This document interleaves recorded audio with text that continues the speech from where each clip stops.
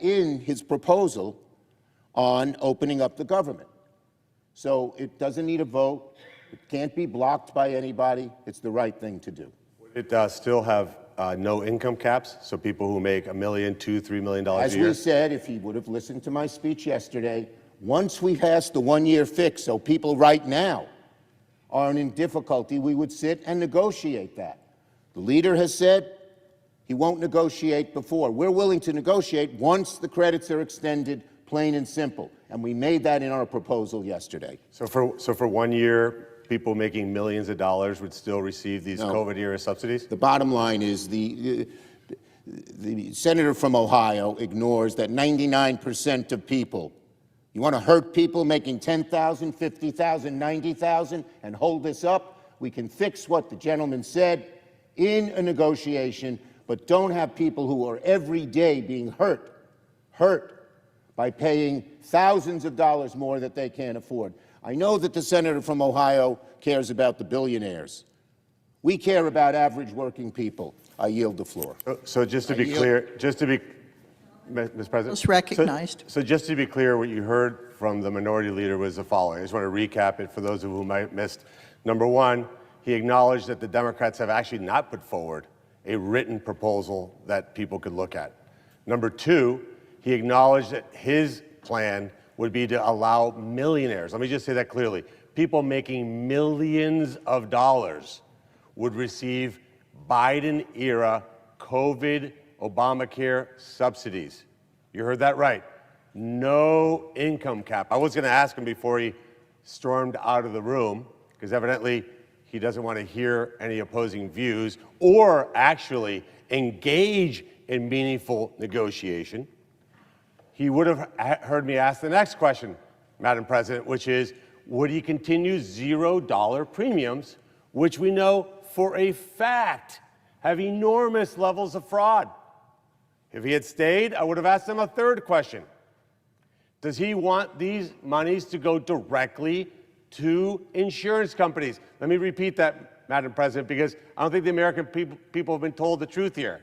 This money does not go to people on Obamacare. This is a check written from the federal government to the wealthiest insurance companies on the planet.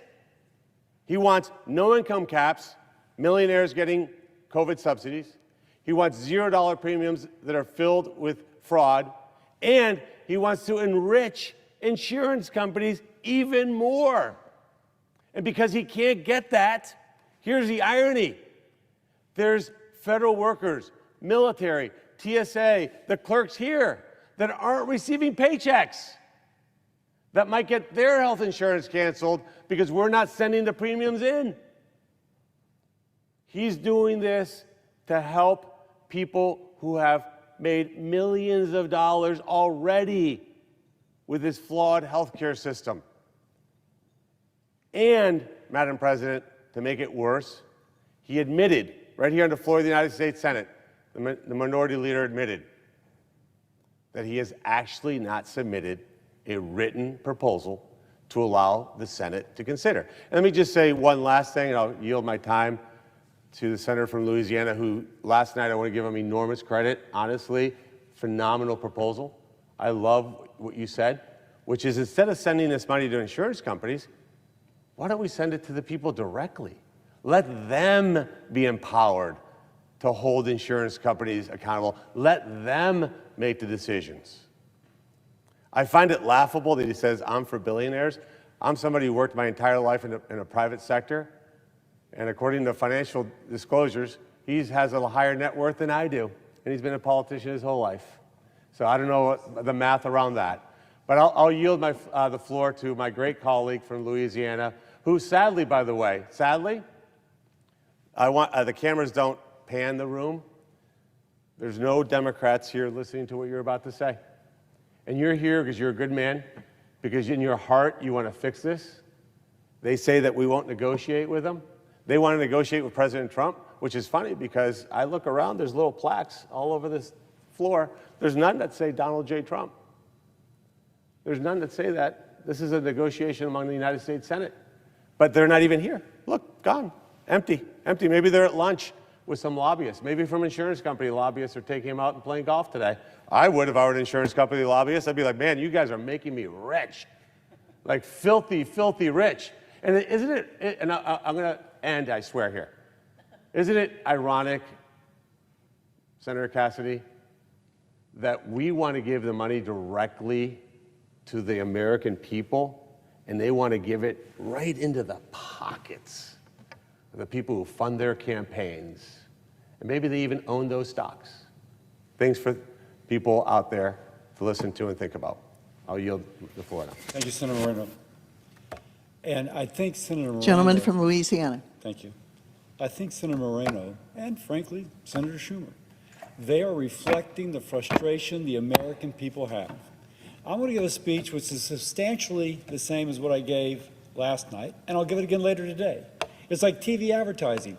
I need people to actually listen to what I am saying as opposed to immediately presuming they know what I'm going to say, and we end in the same dadgum situation we've been for 39 days.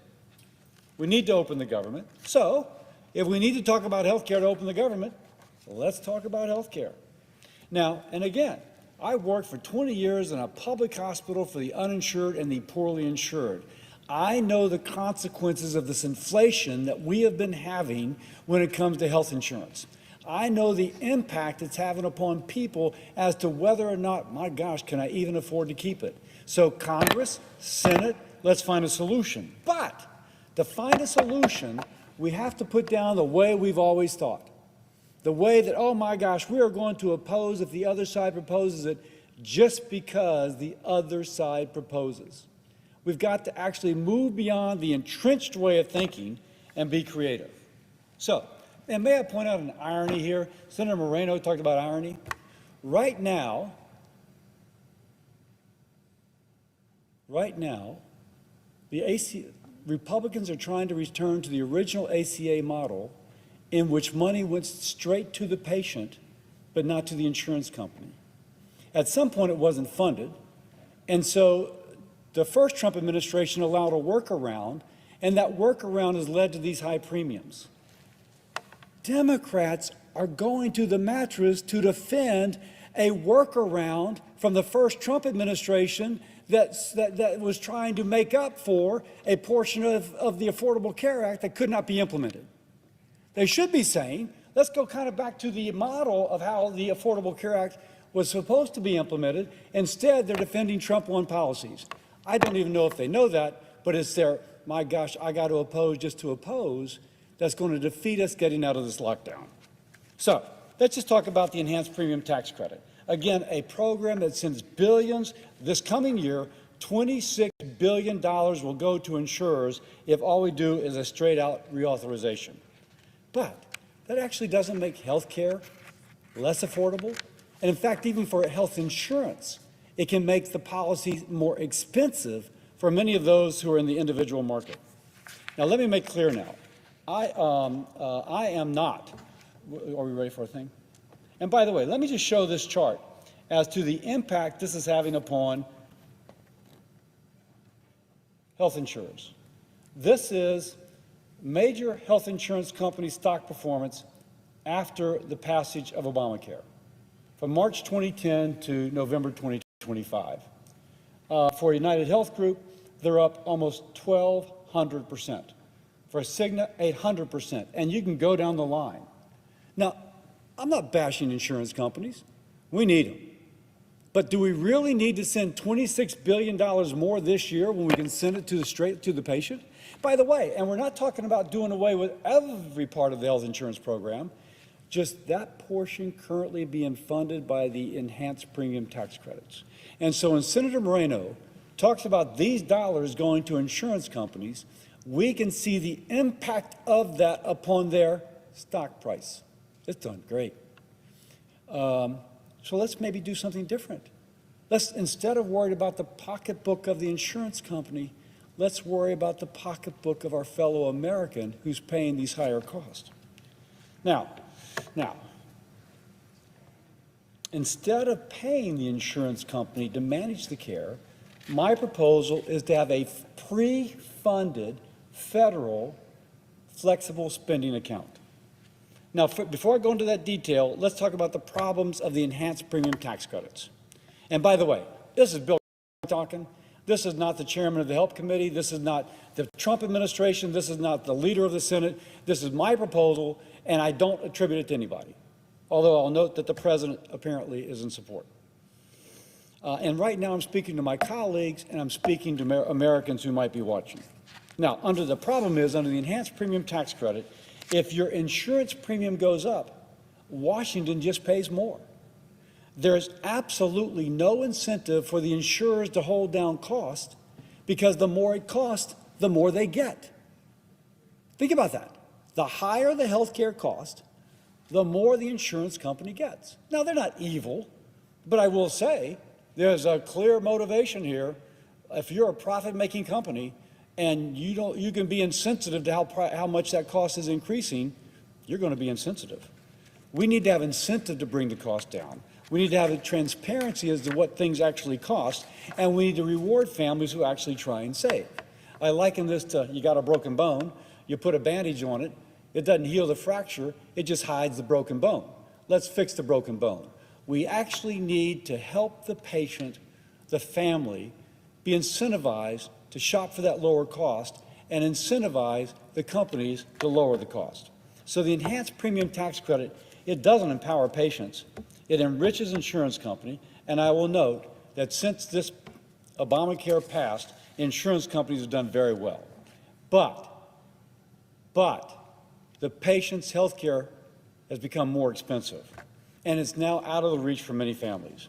Now, I got a tweet last night from one of my Democratic colleagues. No, we got to defend status quo. I'm thinking, and this person is a vociferous critic of insurance companies. And I'm thinking, will you just listen? As opposed to just reject, listen.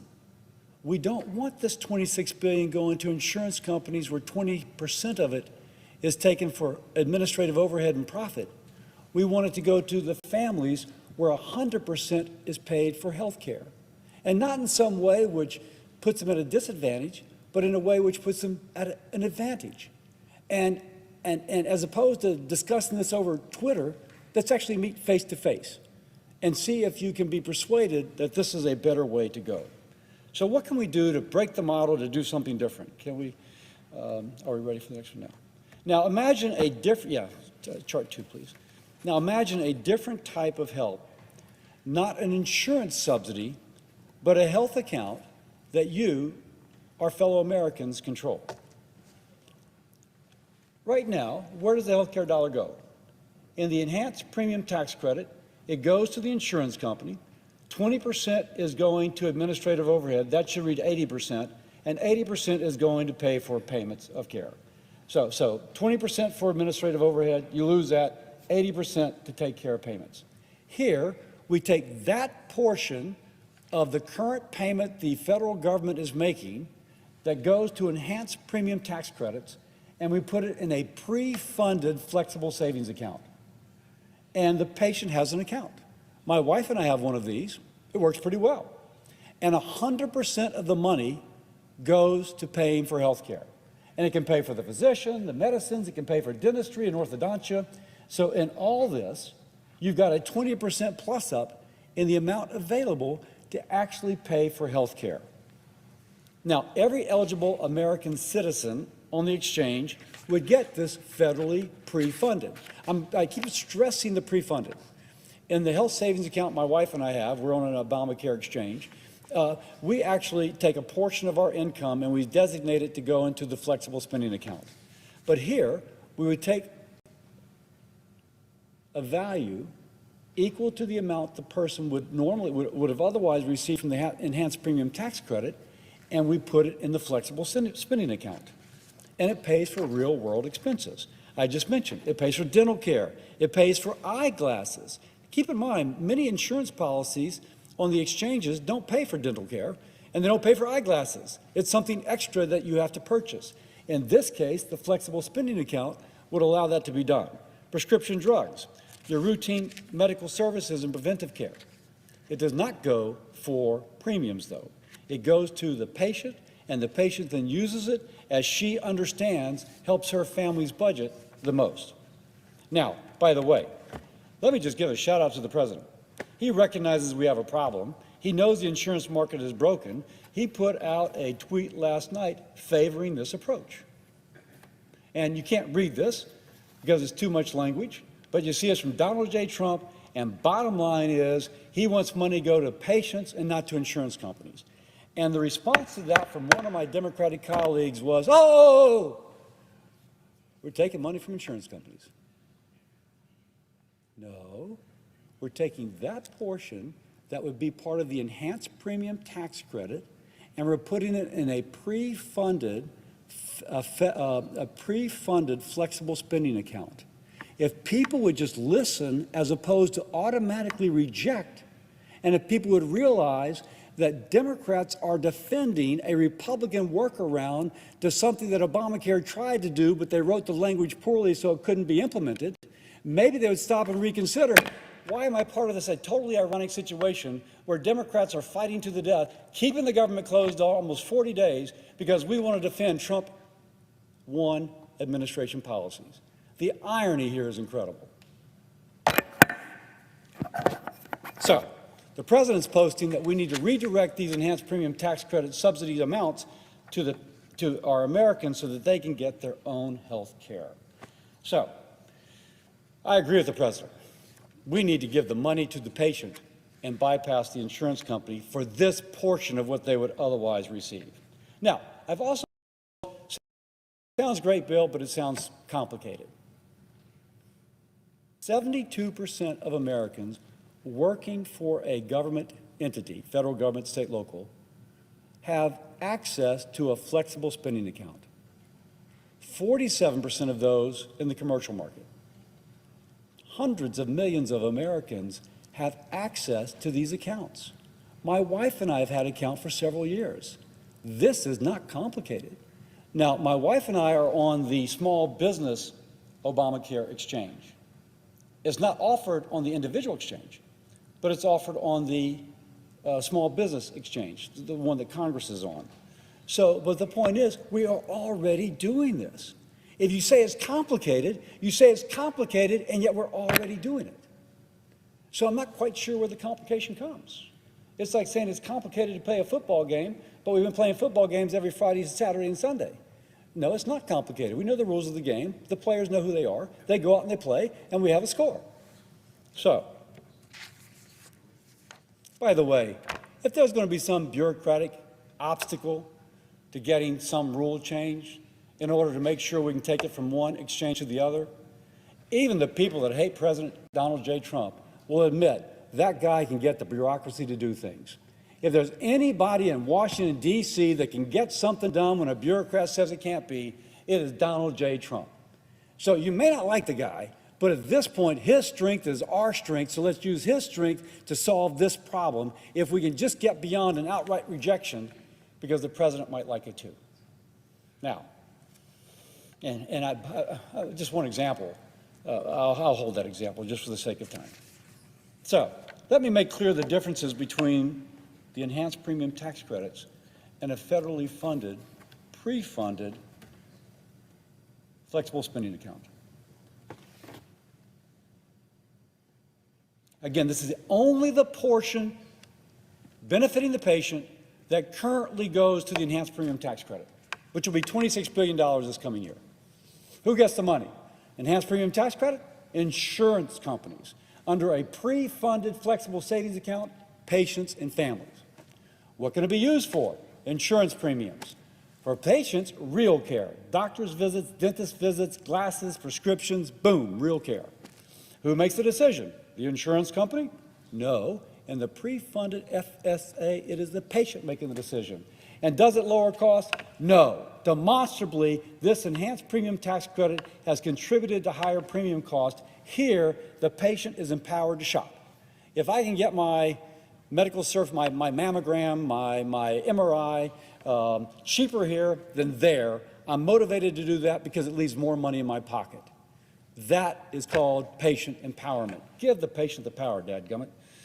By the way, if it turns out you can save money by paying cash instead of the negotiated rate from the insurance company, pay cash. That begins to lower it. But you would at least get the negotiated price. But now you also have the option of paying cash, and believe it or not, it is oftentimes cheaper to pay cash than to pay the negotiated price from the insurance company. So you save money, and the taxpayer's pre-funding your account also saves money.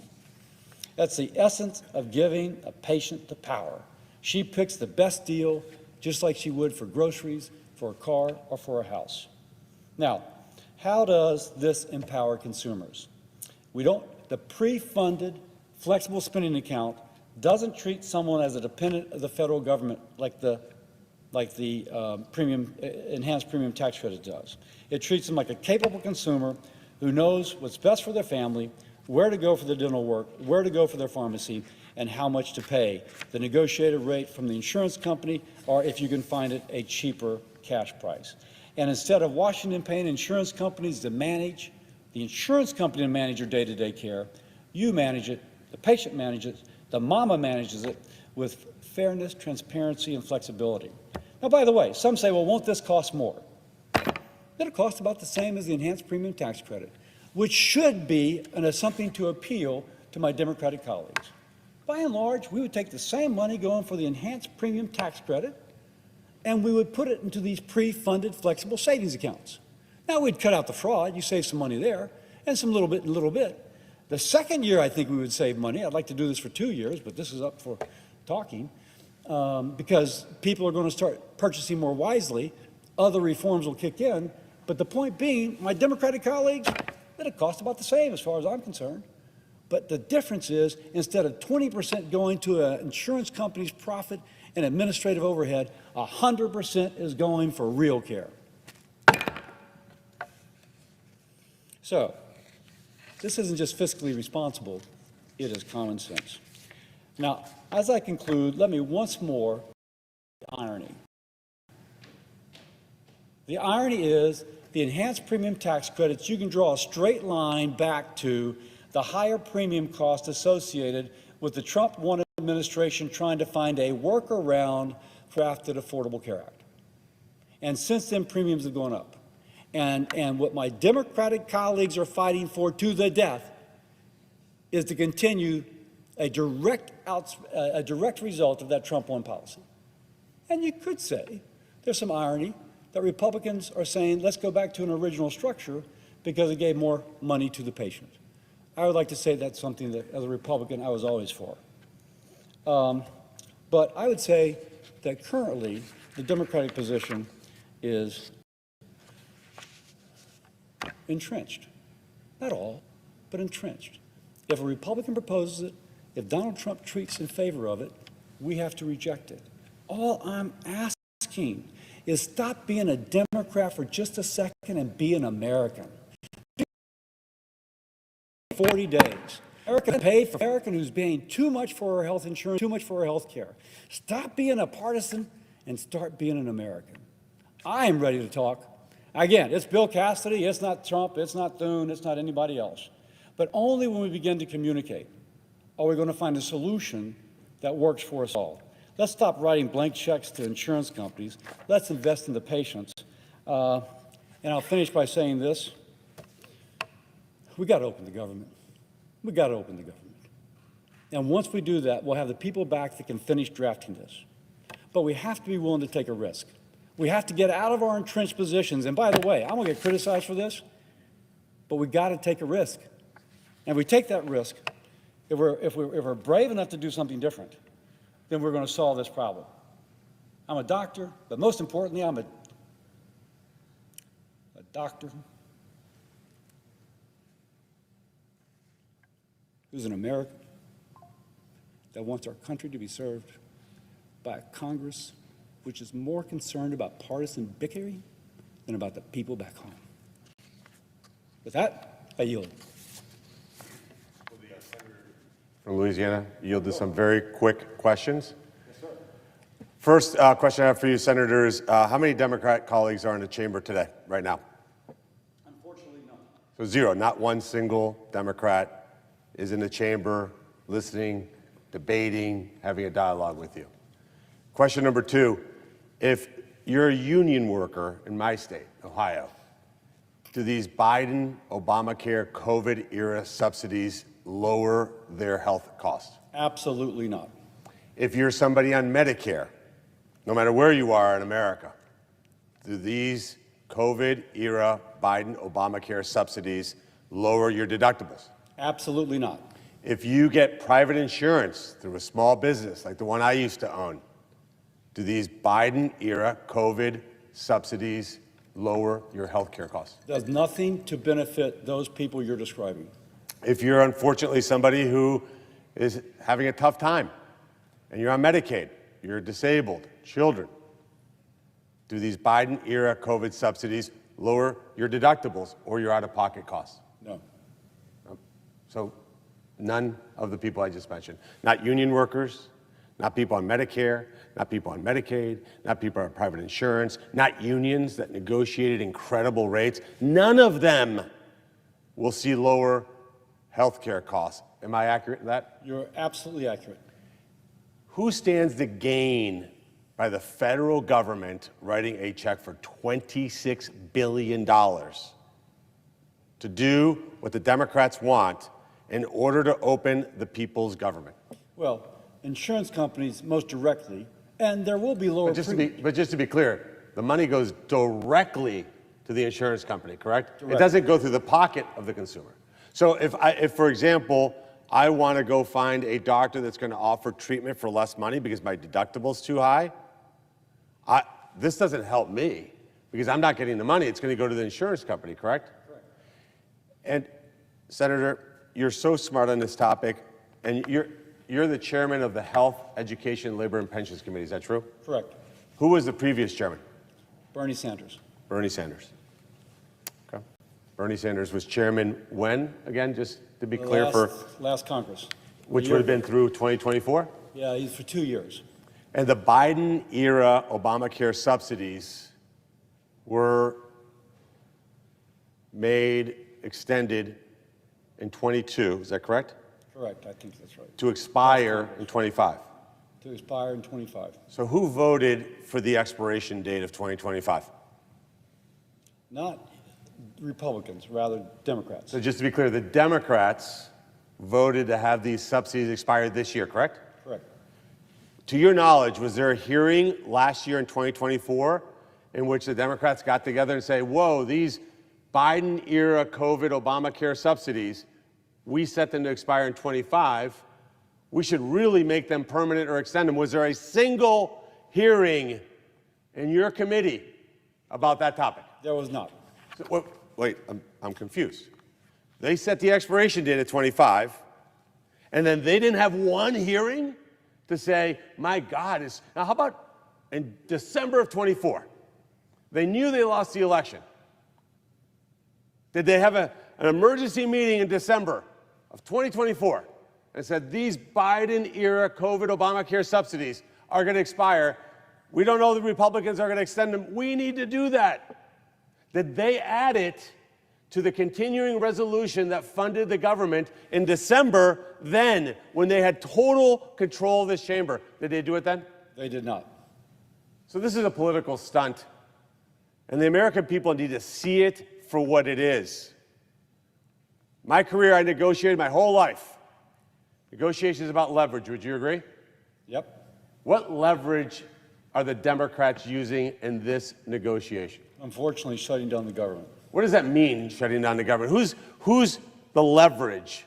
Is it air traffic controllers that aren't getting paid? The Capitol Police that aren't getting paid? Yesterday, we tried to fund federal workers who are forced to work. Is that true? Correct. Democrats voted that down. Is that correct? Correct. Would you have a hard time walking into this building, Senator, and seeing those Capitol Police officers out there and your staff and knowing that you voted not to pay them? I cannot imagine feeling good about that. Knowing that you walked by TSA to go to your lobbyist retreat at Napa Valley, and you know that you are responsible for them not getting paid, that they're your leverage? SNAP recipients, Head Start recipients, They're using the American people's suffering as political leverage. That's how far gone the Democrat Party is. What you're offering would hurt insurance companies' pocketbooks, would it not? Insurance companies will do pretty well no matter what. But this would hurt their But pocket. it would take $26 billion that would instead go to an insurance company, and instead it gives it to a family for the. I always use the feminine. Women make all the decisions in healthcare. It would give her the ability to make a best decision for real care for her family, finding the best value for her dollar. 100% of it would go to her, to all of those, and they would make a better decision. Two final questions, and I will yield the floor. Our great senator from West Virginia needs to speak. $26 billion. $26 billion, a number that most Americans can't even conceive. The government is staying closed because Democrats want to give $26 billion more to insurance companies, and you're proposing to give that to the American people instead. Is that accurate? Absolutely. Last question. The COVID Biden-era subsidies were set to expire in 2025 by Democrats. Did you know that when they had power, they set the EV, electric vehicle subsidies, to expire in 2032? Wait. So just to understand, the EV subsidies did not expire until 2032, but this subsidy for people's health insurance expired this year. Correct, and they were $7,500. You could lease a Rolls-Royce, a Mercedes, a Lamborghini, and if you did that, the government would give you $7,500, Madam President. I want the American people to think about that when they understand how far gone the Democrat Party has gone. Thank you for your presentation. Yield.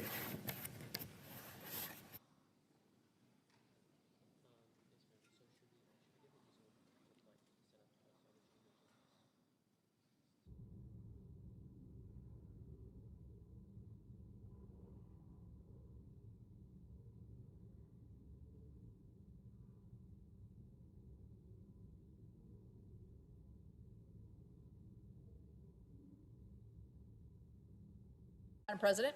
Senator from West Virginia. Madam President, while we're getting set up here, I want to thank my fellow senator from Louisiana who just spoke about an issue of health savings accounts, flexible spending accounts. You know what always gets me about the pushback on something like this? When people are going to be able to make their own decisions and have the money go to them rather than an insurance company, for some reason, the other side always underestimates the real intellect and the real thoughtful decision-making that go on in families every single day, no matter what your socioeconomic, how much money you make. They always underestimate the voter, and they're underestimating the ability of a family to make a decision about their own health care when they do that. So I congratulate him for his thoughtfulness, as always, and really common sense and really simplicity of what he's really saying. So if anybody's been outside today, and I know many of you are here working, unfortunately, it is an absolutely gorgeous day. Great day for football. Beautiful sun, not too hot, not too cold, gorgeous day. But for a lot of people, it's not a good day. A lot of people around this country are wondering when they're going to get to go back to work, when they're going to get paid, how they're going to feed their families, is their trip going to be canceled? All of this has been put on to the American people, and here we are again, day 39 of the Schumer shutdown. And what is there to show for it? Well, nothing, except a lot of pain on a beautiful day. The chart here, I'm going to put up here myself, is something that I think really hasn't been talked about enough, but it's really something we need to focus on because it shows the fairness of what's going on today.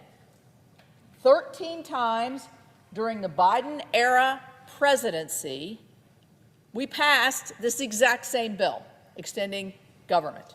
Some of this, the VV, is by voice votes. I voted for every single one of these, and so did many of my colleagues. 13 times. And so I think you have to look at the contrast of we've well exceeded this 14 times and probably will again, where we're getting total obstruction from the other side. So families are anxious about their paychecks. Federal workers are not sure when they're going to go back. Capitol Police, the folks here, many of the folks in and around the D.C. area, and many West Virginians, because we have a lot of federal employees, don't know where their next paycheck's coming from. I'm really concerned about our SNAP recipients, about whether they'll be able to put food on the table. We have travelers stranded in airports all over this country, and our air traffic controllers, many of them, are pushed to the brink.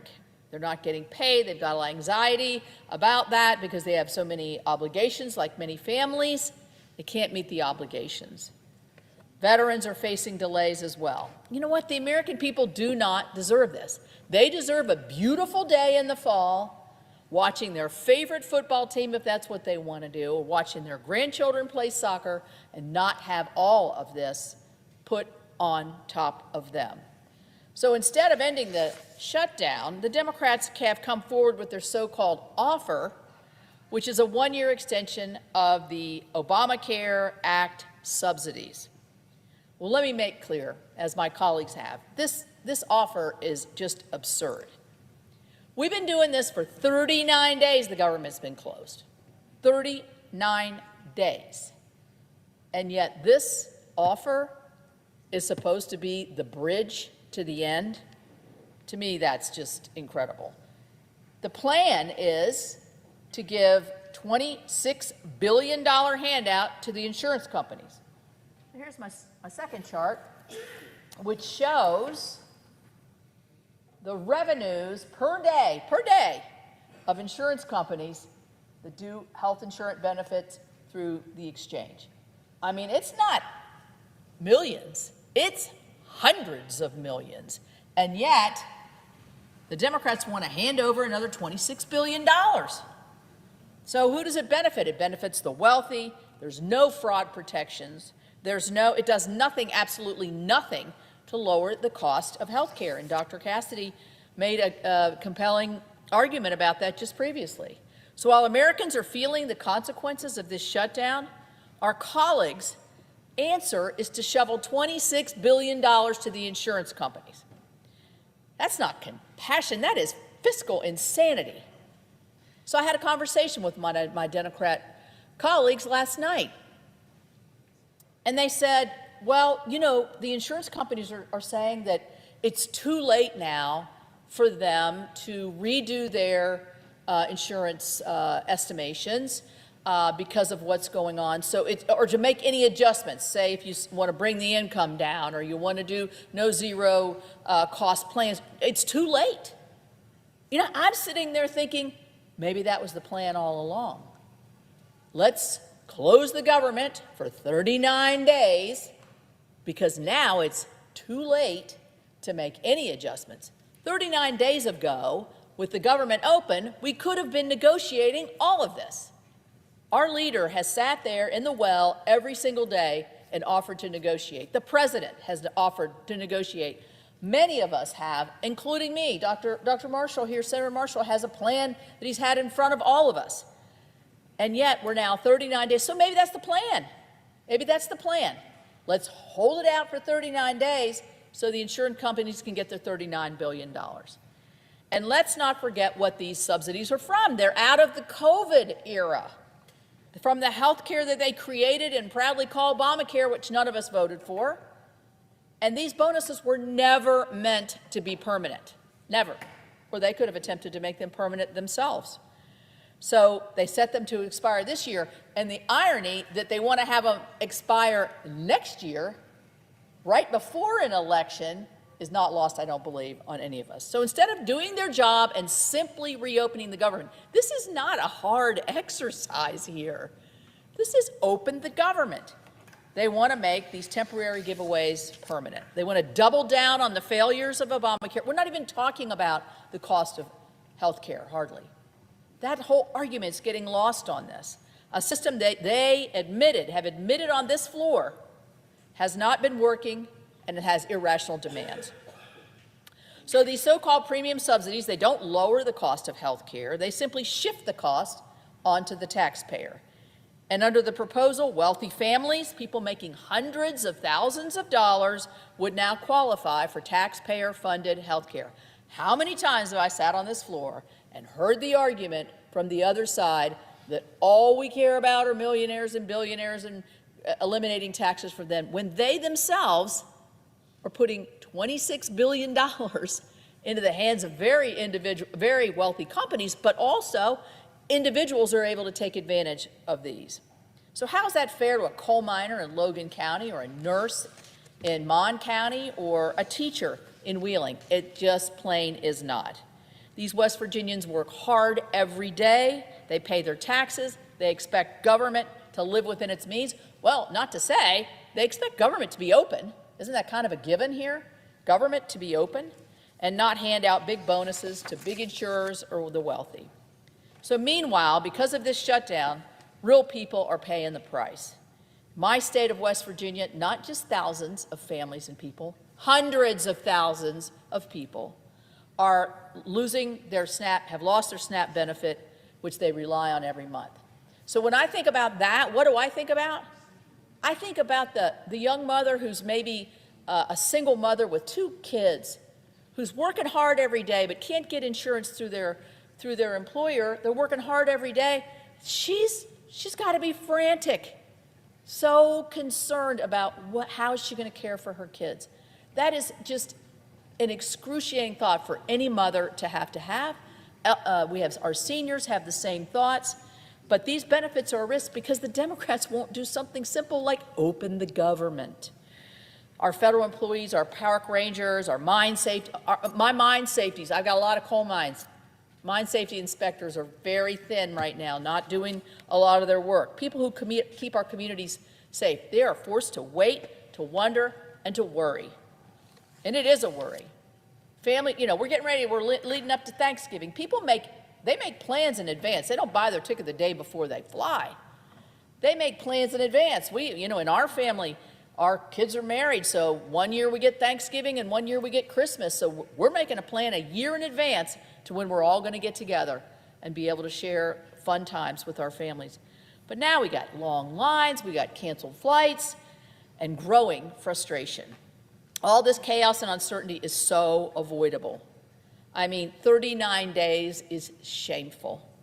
Senate Republicans have made clear we are ready to negotiate. I mentioned that. The leader, many of us here, including myself, the president himself, we're ready to debate. We're ready to get into this. We're not going to negotiate until the government is open. That is such a reasonable proposition. And they will not take yes for an answer. I thought the irony that the Democrat leader used Senator Thune's words. Senator Thune, every time he talks, he says, take yes for an answer. And he tried to turn it on it, and I'm turning it back to him. You guys take yes for an answer and see where we are.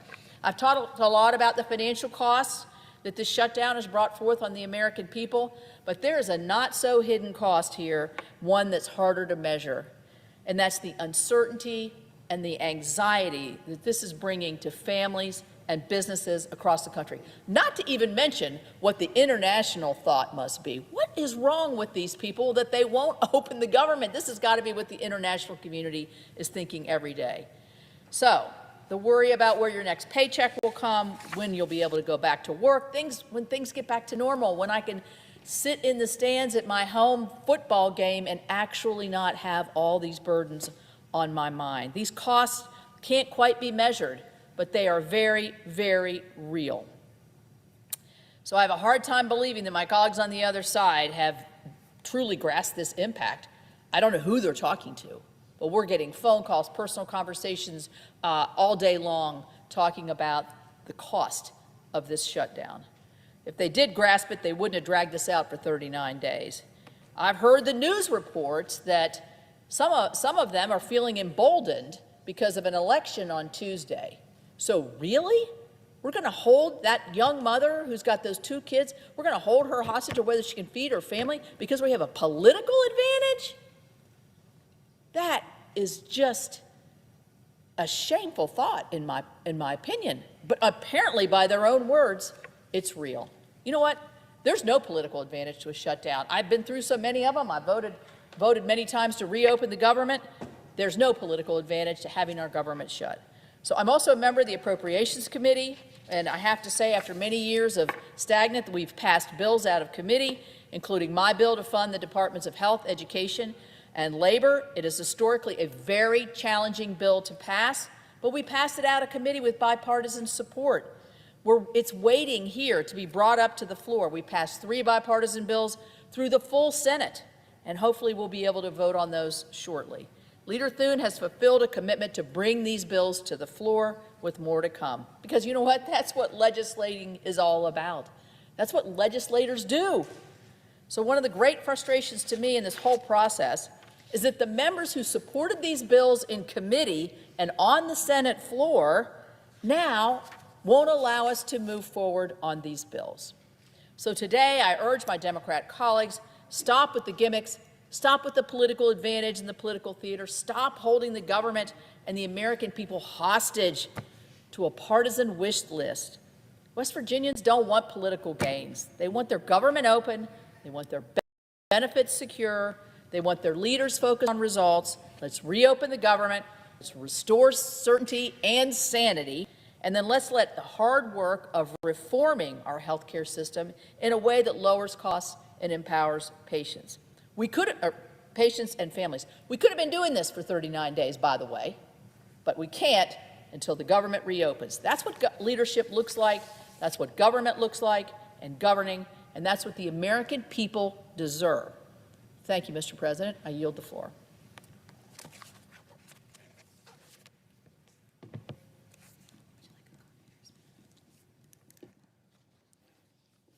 Mr. President. The senator from Kansas. Thank you, Mr. President. I don't have to tell anybody in this room that this is day 39 of a Democrat shutdown. Day 39. You know, a real common question I get is, who's winning? Are the Republicans winning? Are the Democrats winning?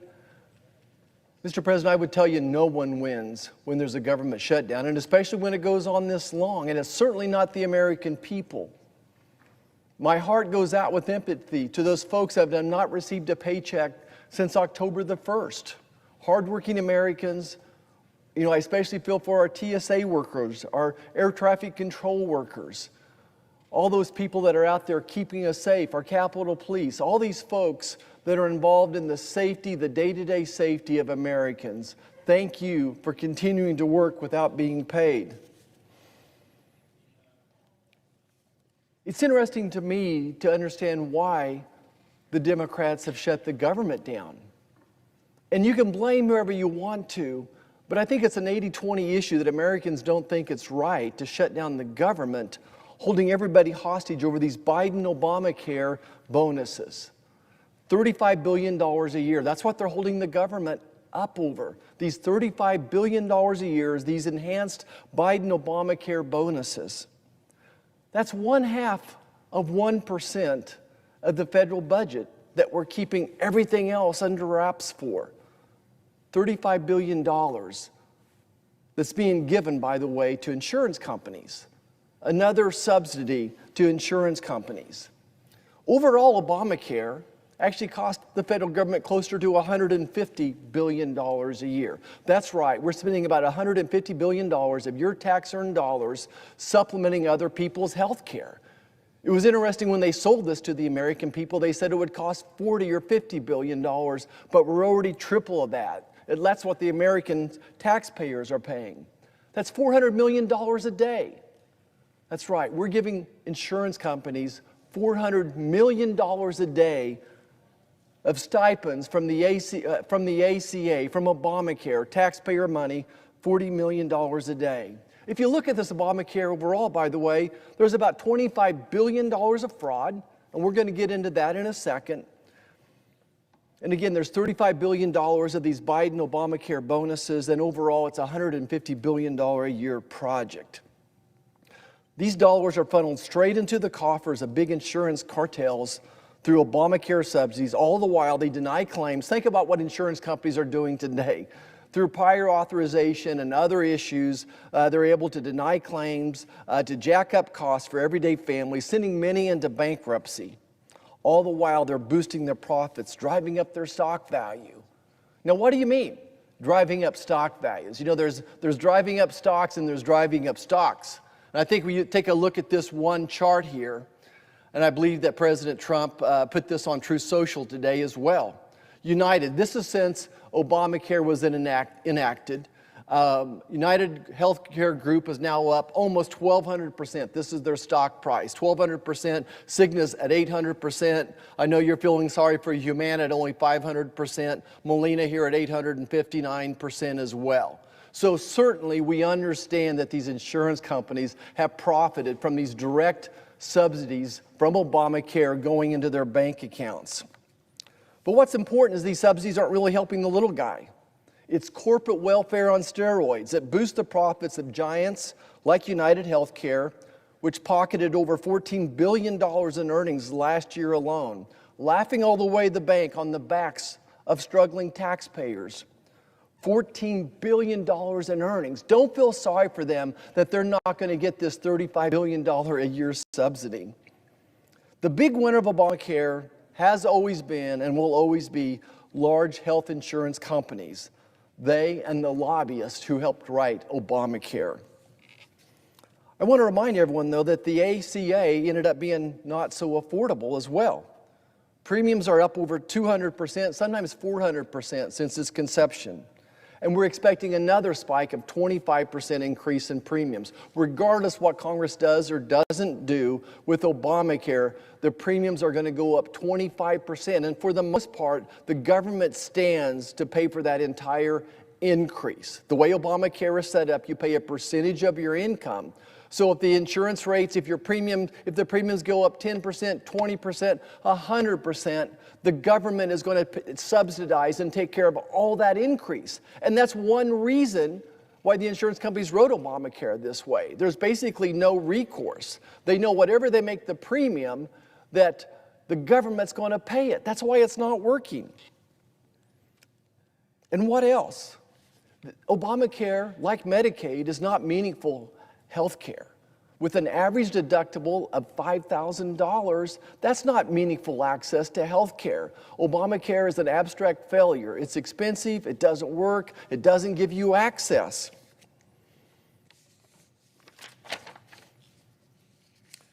I think everything I've said so far is undeniable, it's unarguable, it's factual. But I want to turn now is to think about goals. Goals that Republicans, Democrats, Americans would have when it comes to health care. Republicans want every American to have meaningful, affordable access to health care. And a $5,000 deductible for people at 200 or 300% of poverty level, frankly, does not give you meaningful access to health care. I want to turn to talk about fraud just a little bit more. Get this. 35 to 40% of Obamacare recipients that are enrolled in Obamacare never file a claim. Let me say that again. There's 24 million people on Obamacare. 35, 40% of those people never file a claim. These are ghost people. They don't even know they're on Obamacare. They've been falsely enrolled in Obamacare. Now, some people would say, "Oh, but there's always some people that don't file a claim." It's usually more like 10%. More like 10% of people in a pool of insurance products are not filing the claim. In this case, it's 35 to 40%. And overall, I think we could say that this group of people in Obamacare is a high-risk group. Big cities like Chicago have pushed people that took early retirement, have pushed them onto Obamacare. These are typically sick people that have been pushed off other plans and they went towards Obamacare. And trust me, I want to address that. That's why we need a high-risk pool that would address those types of folks as well. But the point here is that some 10 million people on Obamacare are not using it, but the federal government is getting the entire premium paid.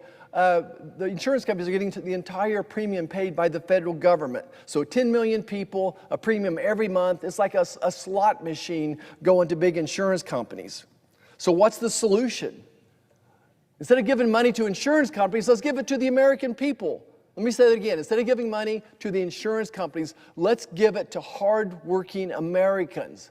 What a novel idea. Let's turn patients into consumers once again by funding some type of a HSA or a flexible spending account. Call it what you want to. But instead of giving the insurance companies dollars, these premium dollars, let's give that money to hardworking Americans. I did miss one point I wanted to make when it comes to fraud, Mr. President. You know, in addition to address those people that are not that are ghosts, there's ways to fix that. Real simple ones. Number one is to have some type of meaningful ID. Right now, basically, you could give an insurance peddler out there just your name and your birth date, and they can enroll you. They need to go through the same type of regimen that it would take, say, to enroll for Medicare. There's biometrics that we can use as well. But in addition to that, all we would have to do is have a monthly payment. And I understand, it doesn't have to be a lot. You're at 150% of poverty level, you don't have a lot of money. But if there's a there's a $20 payment coming out of your Apple Pay card once a month, you would see that every month. And if you didn't know you were enrolled in something, it would force you to call this company and say, hey, I didn't sign up for this. And we need the highest enforcement levels when people are frauding the federal government like this as well. So let me return now to our flexible spending accounts, our HSAs. Right now, there's about $12 billion every year we're spending on cost share reductions. CSRs, as they're called up here. So we're spending about $12 billion a year on these cost sharing reductions. In addition to that, there's another $35 billion we've been spending on these Obamacare enhanced bonuses, if you will. So our belief is we took both those fundings, the $12 and the $35 billion, and put it into on an HSA card, no different than we do with food stamps or all the other federal programs, and use that money then for your out-of-pocket expenses. Couldn't use it on premiums. That would not make any sense. You would use it for your out-of-pockets, your deductibles, your co-pays. And that would allow you to purchase, to start driving insurance premiums down by picking a product that you know that you have some money in your own bank account, so to speak, to take care of those out-of-pocket expenses. So eventually, as this group of people become consumers again, and they become a better consumer out there, comparing the price of one hospital to another, or a surgery center to a hospital, or a doctor's office versus another's doctor's office, making those choices themselves, they're going to drive the cost of health care down. And I want to remind everybody, we wouldn't touch the original subsidies. So the original ACA subsidies, again, this is pre-Joe Biden, those would remain in place. So don't feel sorry. The insurance companies are still going to get $100 billion a year of these subsidies from the original ACA plan. We're just taking these new enhanced subsidies, these Biden bonus money and the CSR money, and putting those into some type of a HSA account. There's lots of other things we could do as well, Mr. President, to help drive the true cost of health care down. We've talked a lot about a price tags bill, letting patients become consumers and letting them shop, so forcing hospitals and surgery centers and imaging centers and all other health care providers to provide a price tag along with some type of quality outcomes as well. We need to end silver loading.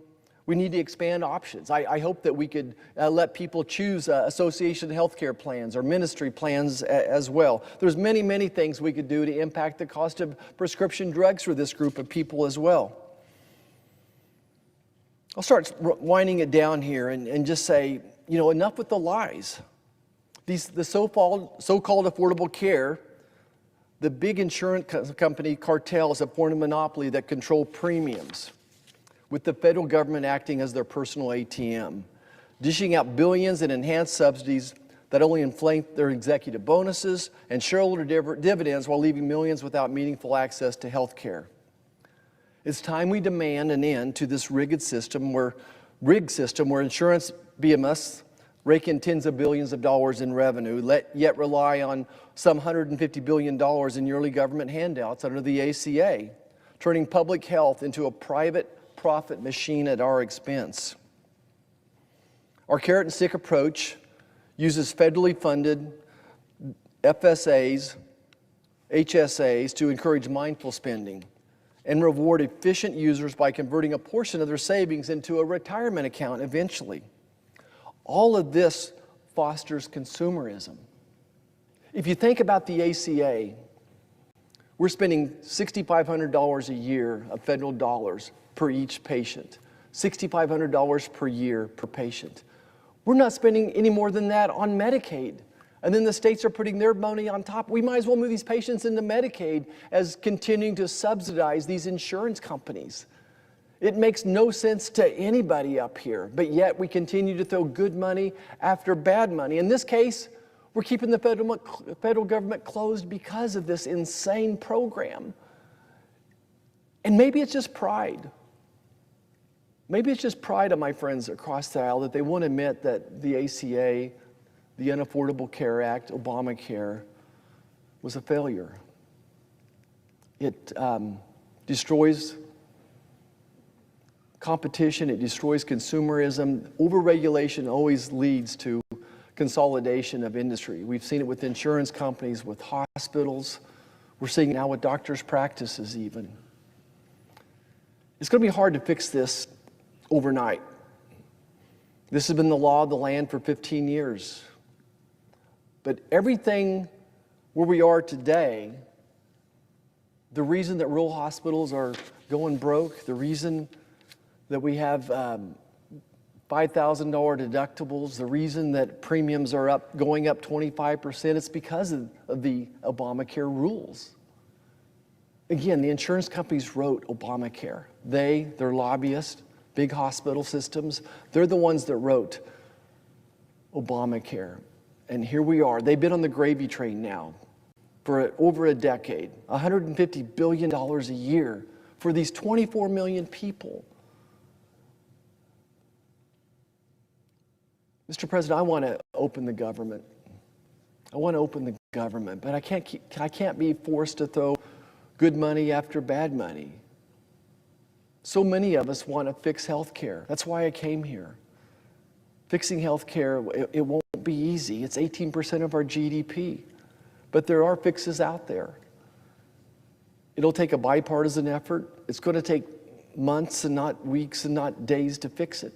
And all I can do is, I've outlined a plan here.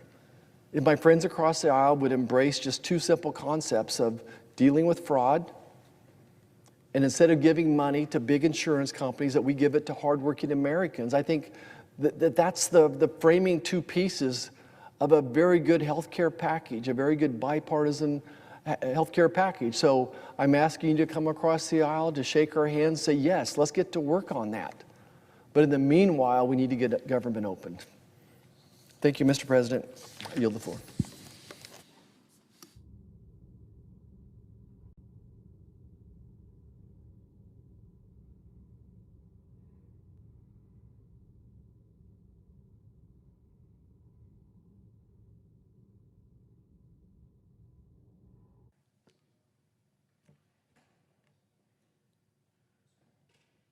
Mr. President. The senator from Nebraska.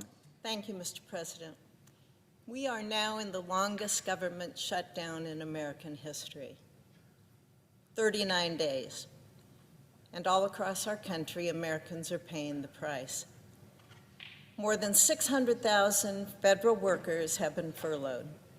Air traffic controllers, federal law enforcement officers, Border Patrol, and TSA agents, United States attorneys, Capitol Police, and the staff here in this chamber. They show up every day to work, and they're not getting paid. Federal courts are running limited options. SNAP benefits are only partially being issued.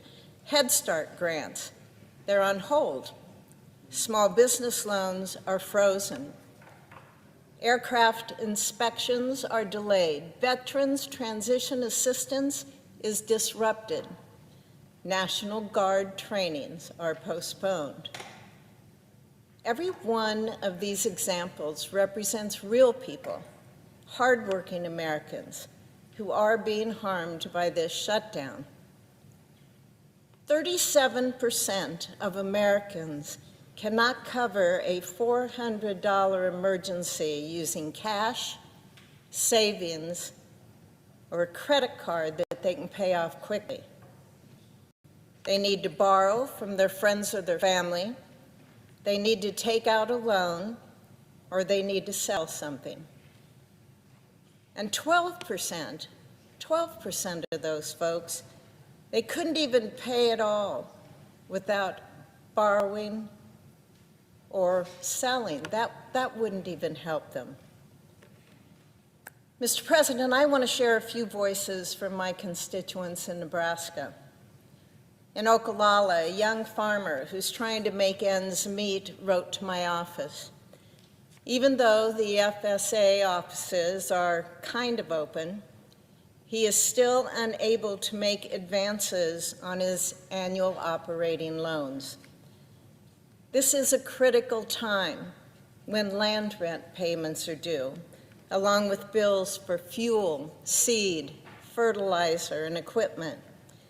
These funds, they were approved months ago.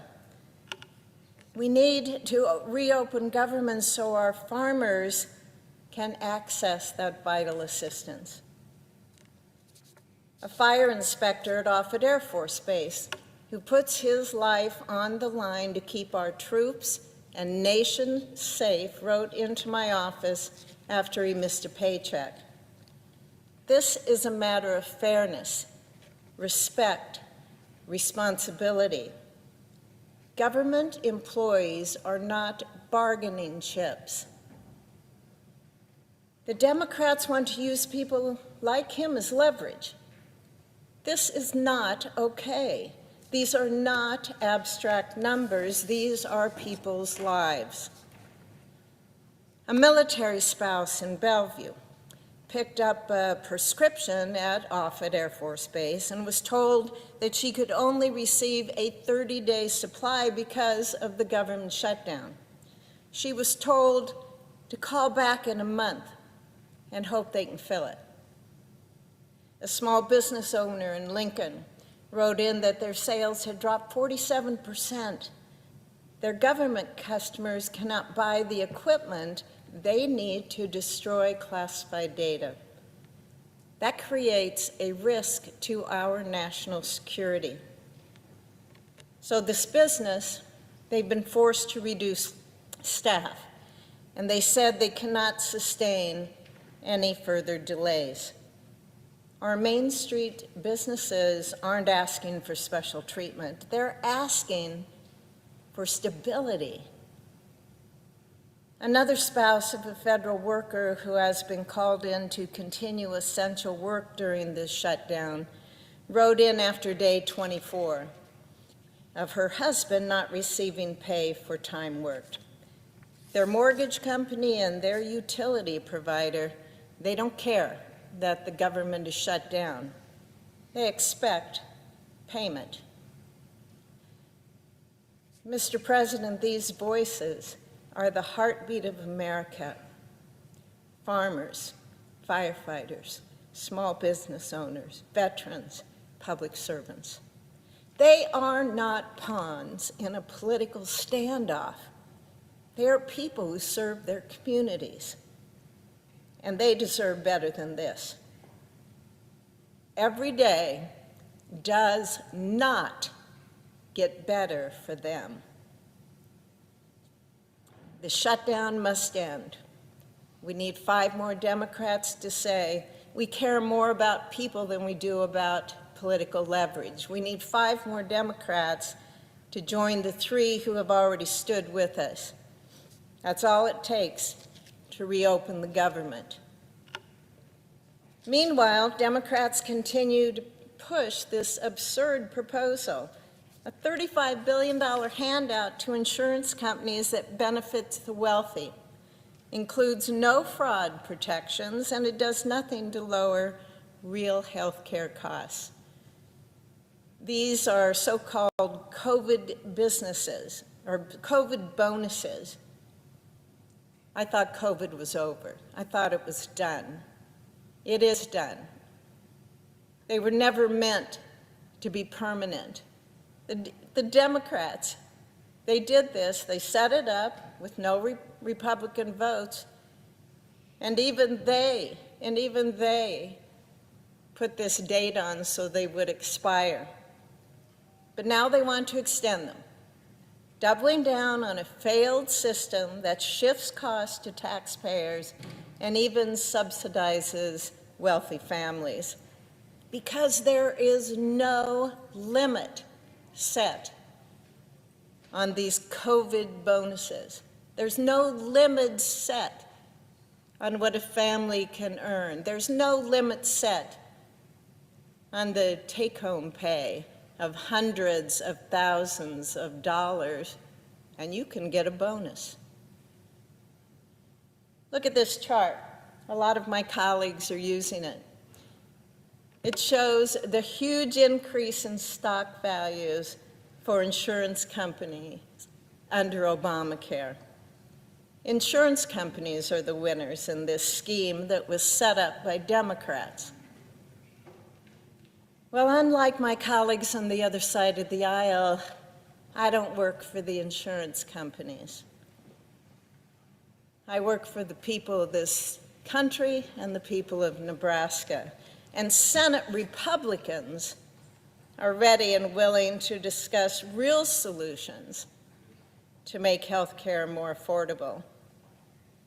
But Democrats must first open the government. Mr. President, the American people deserve a government that works. They deserve leaders who put service above politics, people above partisanship, and common sense above the chaos. It is time to reopen the United States government. Thank you, Mr. President. I yield the floor.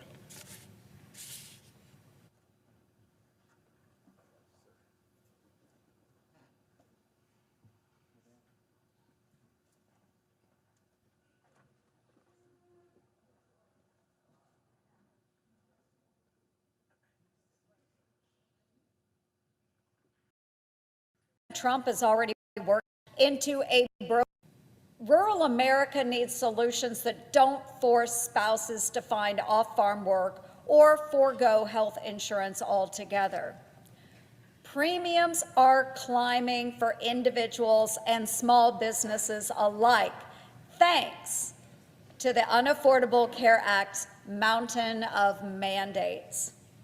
And now, what we are seeing in this DC bubble is that Democrats want to hand out another $35 billion next year straight to the insurance companies with zero guardrails on fraud or income. In other words, Democrats refuse to reopen the government because they want more welfare for the wealthy. It's clear Obamacare has failed to deliver on its promises. I remember President Obama saying way back in the day that Obamacare would drive down the cost of insurance for every family by $2,500 a year. If that were true, we wouldn't be in this situation today. Obamacare has failed to deliver on its promises. The answer isn't pouring more taxpayer cash into a broken system, throwing good money after bad. What we need to do is fix what's broken. President Trump is already working to bring down costs. Instead of extending failed Obamacare and preserving fraud, we can end the waste, return billions of dollars to the taxpayers, and let folks choose from quality options. This is one way we can put patients first. So a number of my colleagues have addressed the shutdown situation as well.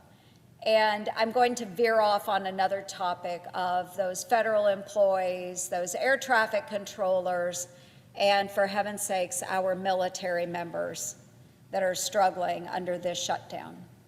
Now, many of our military families already rely on SNAP to provide food for their families.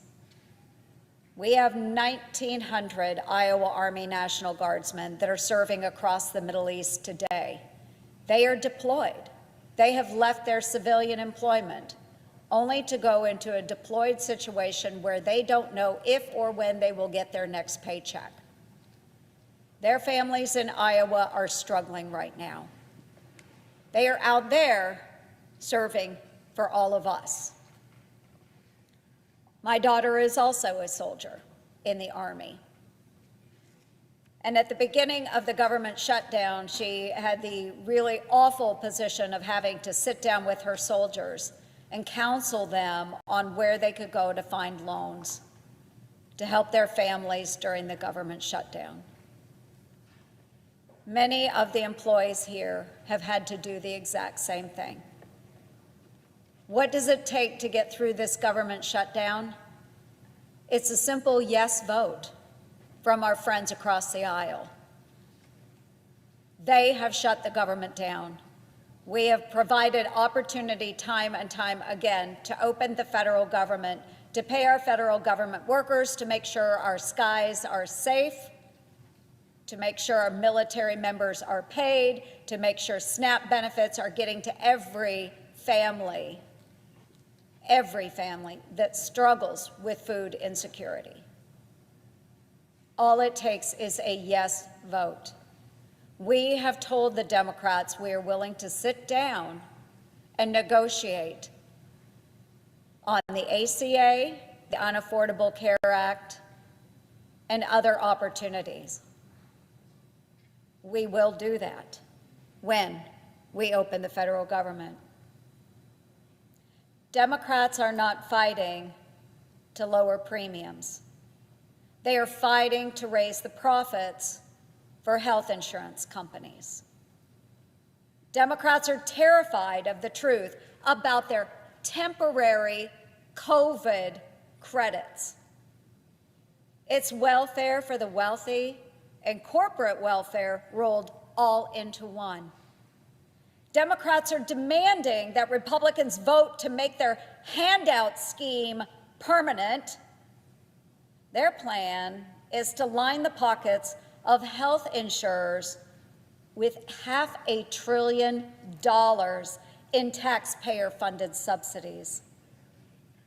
Thanks to Democrats, insurers are pocketing record profits fueled by taxpayer subsidies. Extending the Biden COVID credits would cost our taxpayers $500 billion. Democrats shut down the government to protect Obamacare subsidies that send $40 billion to insurance companies, not to the families that need it. So let's be very clear. This argument is not about helping the American families that need better options to health care insurance. It is about sending large wads of money to health insurers. Let's come together and figure this out, folks. We are the United States Senate. We are the U.S. government. This never would have been allowed to happen when I was serving in the United States military. You come up with courses of action, you decide on the best course of action, and you follow through in that mission. We expect our service members to do this every single day. They are at the behest of the United States federal government. We need to open up the federal government, ensure they are paid. Let's take care of their families. Let's take care of the food insecure folks, not just in Iowa, but all across the nation. Let's make sure our farmers are able to make their farm payments this fall. All it takes is a simple yes from our Democratic friends. And with that, Mr. President, I yield the floor.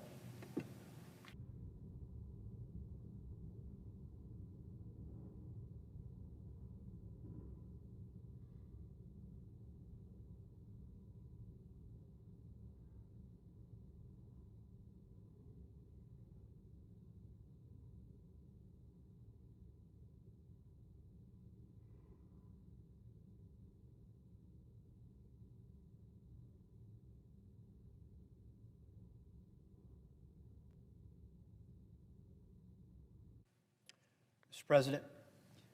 The senator from Ohio. Thank you, Mr. President. It's day 39. Day 39 of the government shutdown. Some of us are here working over the weekend. I want to thank all the staff, all the people who work here at the Capitol who are not getting paid. We genuinely appreciate your dedicated public service, putting your jobs and the country first. Thank you. I appreciate that. I know that there are a number of people across the country that are probably pretty peeved off today. There, we'll use that word. Pretty upset about how this government shutdown is affecting them. I'm sure many of them got turned away at the airports, receiving emails, finding out that their flights are canceled, their plans for work, for family are canceled. And for what? A senseless government shutdown.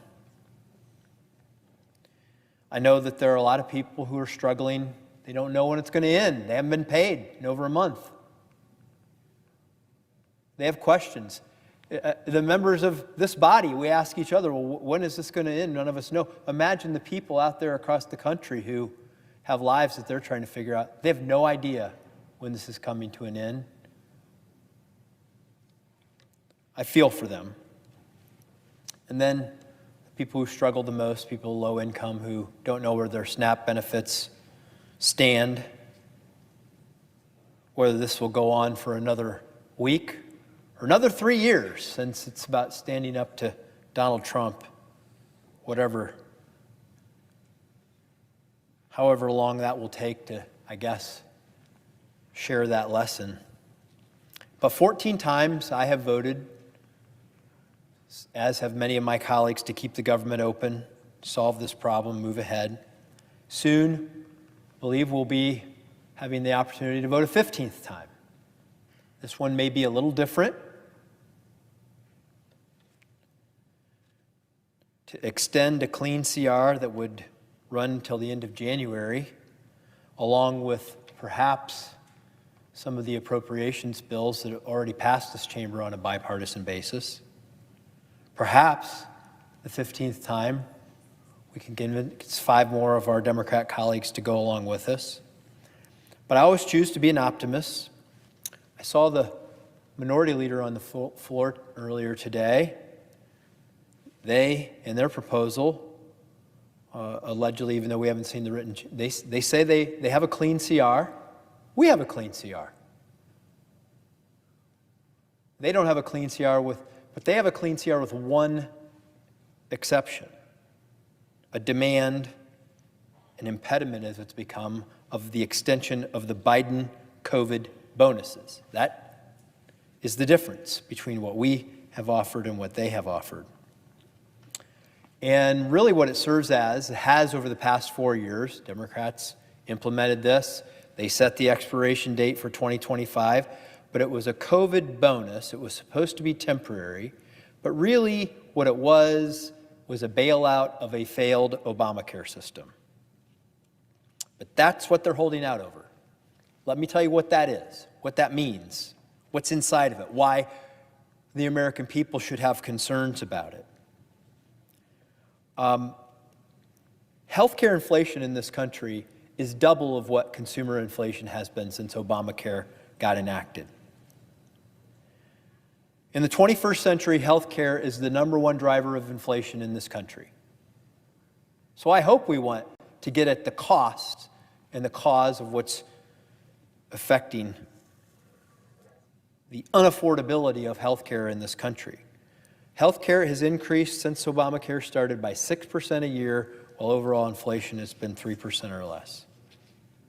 But I want to dig in a little bit over the impediment of the Biden COVID bonuses.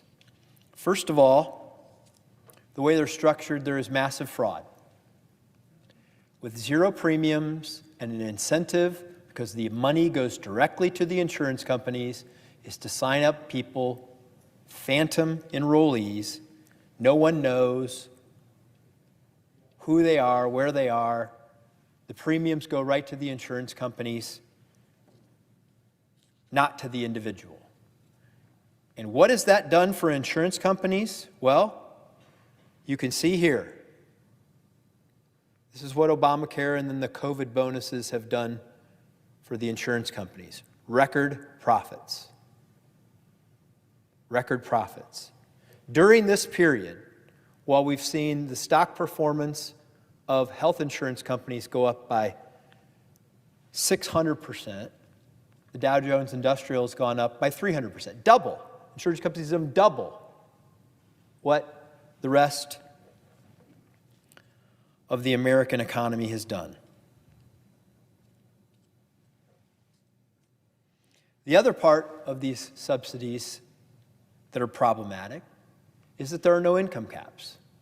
We're not targeting these resources at people who are struggling to pay. We're giving them to everyone that wants them. So I've listened to my colleagues, the gentleman, chairman of our HELP committee, Dr. Cassidy. He's talked about this at length. I've heard others talk about that there is a bipartisan way to do this. There is a thoughtful way to make sure that these efforts are focused on consumers and not on the insurance companies. So there are valid disagreements and substantive disagreements about why the Biden COVID bonuses are bad. But that absolves nobody, no one, of the responsibility to continue to work on resolving the inflationary costs of health care to the American consumer that have come since Obamacare was implemented. I wasn't here for it. I have no pride in ownership, but I do want to fix it. I didn't create the problem, but I do care about making sure that people can afford health care. I want that to happen. I want to make sure that everybody has access to good, solid health care coverage. And we can do that, but we don't need to shut down government to keep working on it. And that's the point. We both have proposed clean CRs. Take out the stuff that we disagree on, keep working on it. Pay the American people, pay the people who work here, get the flights going, and then let's get back to work on doing what we should have been doing for the last 39 days, is having some constructive discussions about how we fix Obamacare, how we drive down the cost of health care in this country, and how we make it affordable again for the American people. We'll have that chance here over the weekend. I hope we'll take advantage of it. I hope we'll reopen the government and begin serving the American people while we continue the very important conversation of how we eliminate the fraud, of how we make health care more affordable. Mr. President, I yield. Senator Wyden, I'm sorry, the Senator from Oregon. Mr. President, I come to the floor today to discuss several recent floor developments. Yesterday, Senate Republicans started talking about big insurance companies and women's health care. Now, I've heard a lot of talk from Republicans about how the Affordable Care Act is just a big giveaway to insurance companies. I'd ask any Republican who accuses Democrats of bailing out insurance companies to talk to a small business owner in their state who fears that if they don't have the tax credit next year, I repeat, next year, those small businesses won't be able to keep their doors open, run their business, pay their employees, and pay for health care. Now, if Republicans are serious about cracking down on price gouging by insurance companies and executives who want a big payday, I welcome them to the fight. I have been at it for years. I wrote the first tough law. It was bipartisan, that's on the books, to stop the rip-offs of older people who had 10 or 15 insurance policies that weren't worth the paper they're written on. But I can say that since a handful of Republicans joined me in 2008 to crack down on the abuses of insurance companies, Republicans willing to go after big insurance have been mighty few and very far between. So let me repeat, I'll work with any Republican that wants to go after profit-hungry crooks and get them out of the insurance business where they're jacking up costs and denying care. But it shouldn't come, and I say this to my colleagues, it shouldn't come at the cost of kicking millions out of their health care in January. Democrats want to bring down costs for families. It's that simple. So I'm not a sympathizer with the United Health Group. I'm here on behalf of Carla and Bartley of Eugene, who are looking, I say to my colleague in the chair, they're looking at a 500% increase in their premium this year. Now, Republicans say they might vote to lower Americans' health care costs, but only if we agree, in addition, to a backdoor national abortion ban. Mr. President, as always, Republicans are spinning a tale that the government is funding abortion. It isn't. Here's the reality. The Affordable Care Act already prohibits the use of taxpayer dollars for this care. 0 federal dollars pay for this care in ACA plans. What Republicans are talking about putting on the table amounts to nothing short of a backdoor national abortion ban. Instead of working with Democrats to fix the health care crisis they created, Republicans now want to hold women's health care hostage and force a radical agenda on the American people. So I have one thing to say about that, not on my watch. Under this plan, Republicans could weaponize federal funding for any organization that does anything related to women's reproductive health care. They could also weaponize the tax code by revoking nonprofit status for these organizations. Republicans have already demonstrated that they're willing to weaponize the law to deny women basic health care. Donald Trump defunded Planned Parenthood in his horrible budget bill. So the possibilities here are endless, but the results are the same. A complete and total restriction on abortion, courtesy of Republican senators. They've been laying the groundwork for decades, and now they're pulling out all the stops to do it. The budget chair is already talking about another reconciliation bill in this session, so this is a real and present danger. Donald Trump, on the other hand, said he'd leave abortion care up to the states. Well, this latest scheme makes it pretty clear. A de facto nationwide abortion plan has been his plan all along. Since Roe was overturned, women are being denied life-saving medical care. Doctors are fleeing states where they fear persecution. Democrats were told for years by Republicans that they were blowing these scenarios way out of proportion. We were told again and again we were fear-mongering. Instead, now it's all coming true. Democrats must dismiss this radical Trojan horse against women's essential health care out of hand, and the time to do it is now. Mr. President, I yield the floor.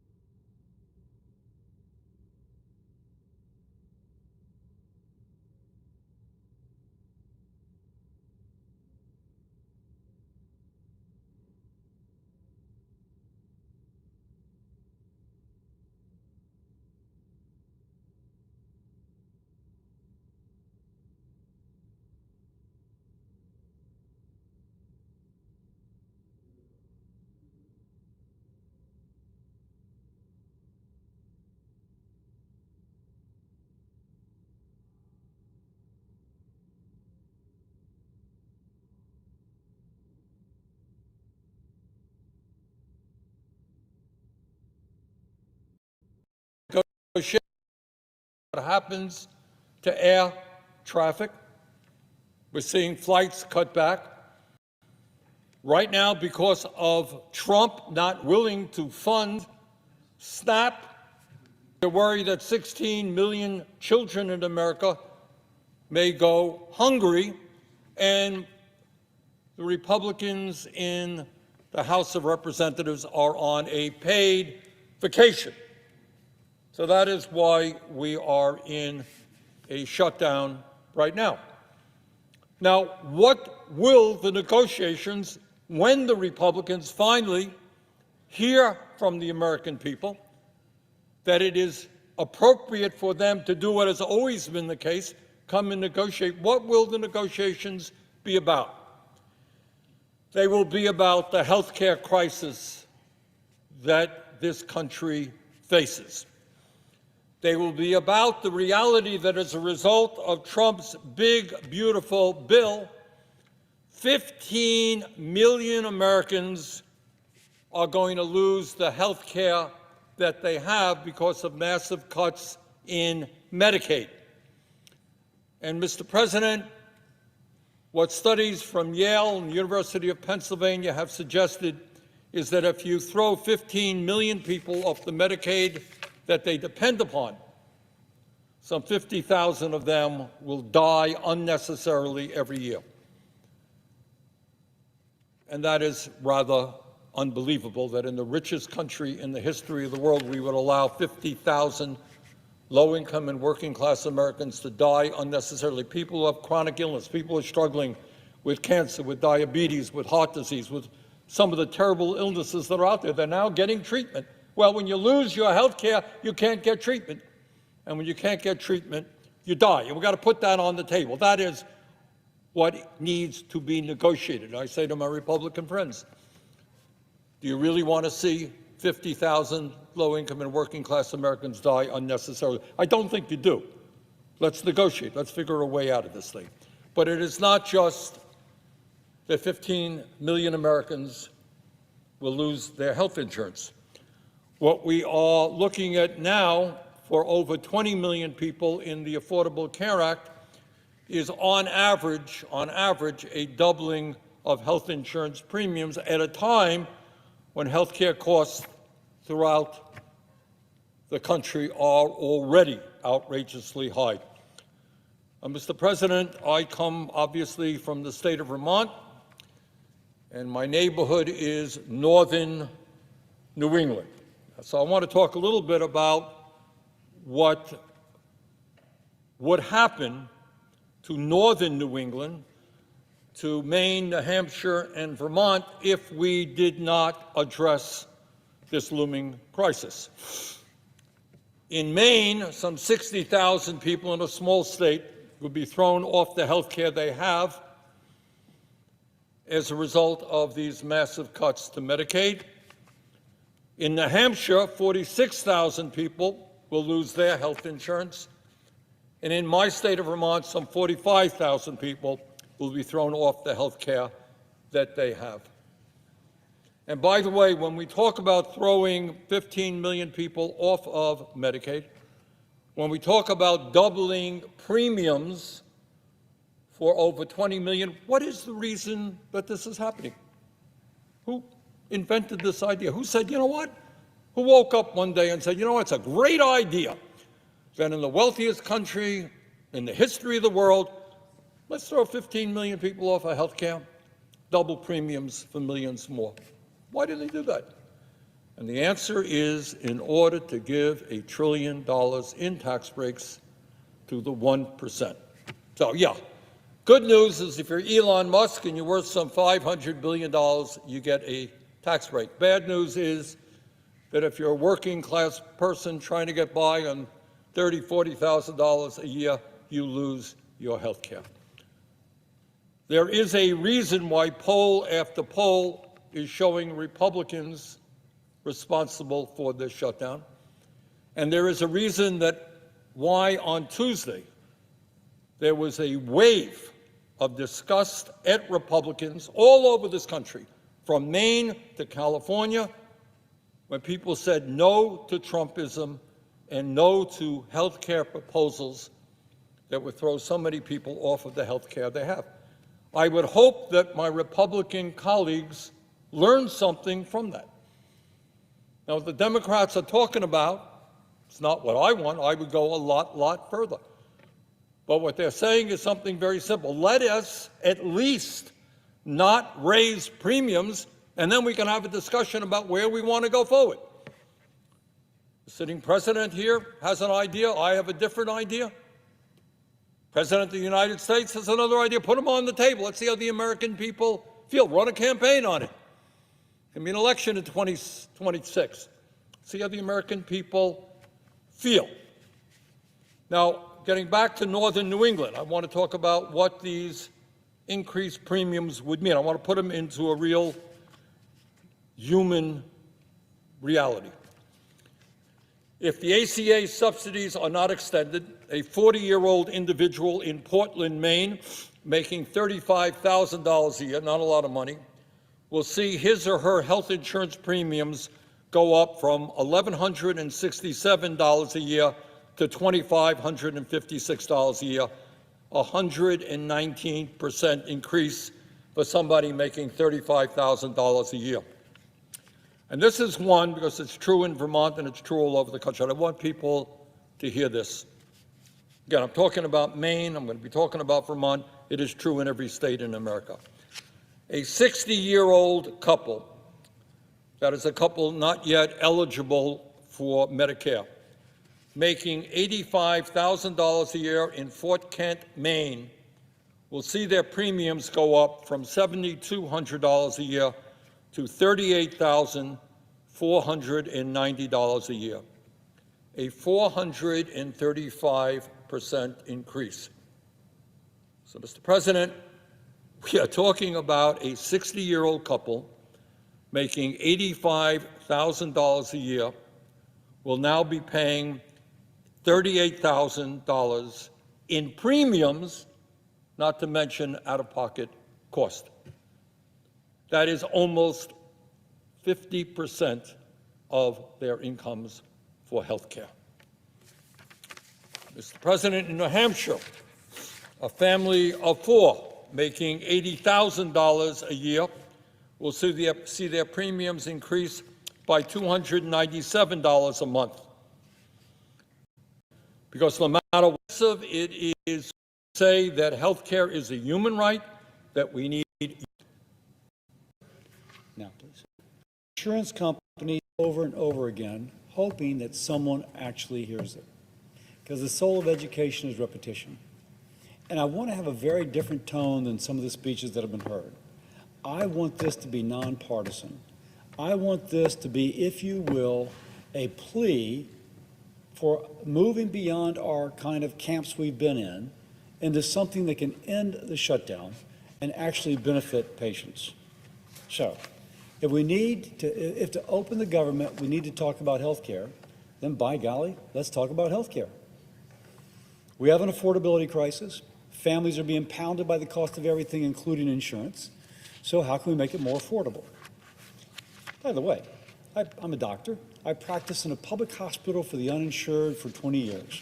Many of my patients were middle income, but they could not afford either the insurance or the health care they were receiving. I know the impact this has on a family budget. But if we're going to solve this, we have to put down the ways that we kind of become entrenched, just like trench warfare. We're going to win. We're going to make them do the white flag. We're going to continue to take our same tired arguments and fight each other until we wear the one down. Well, the people who are casualties, the collateral damage, if you will, are the American people. We need to have creative thinking, but one in which people are willing to move beyond the way they've ordinarily thought. So, the Affordable Care Act attempted to make health care affordable by throwing more money at insurance companies. The enhanced premium tax credit is the latest example.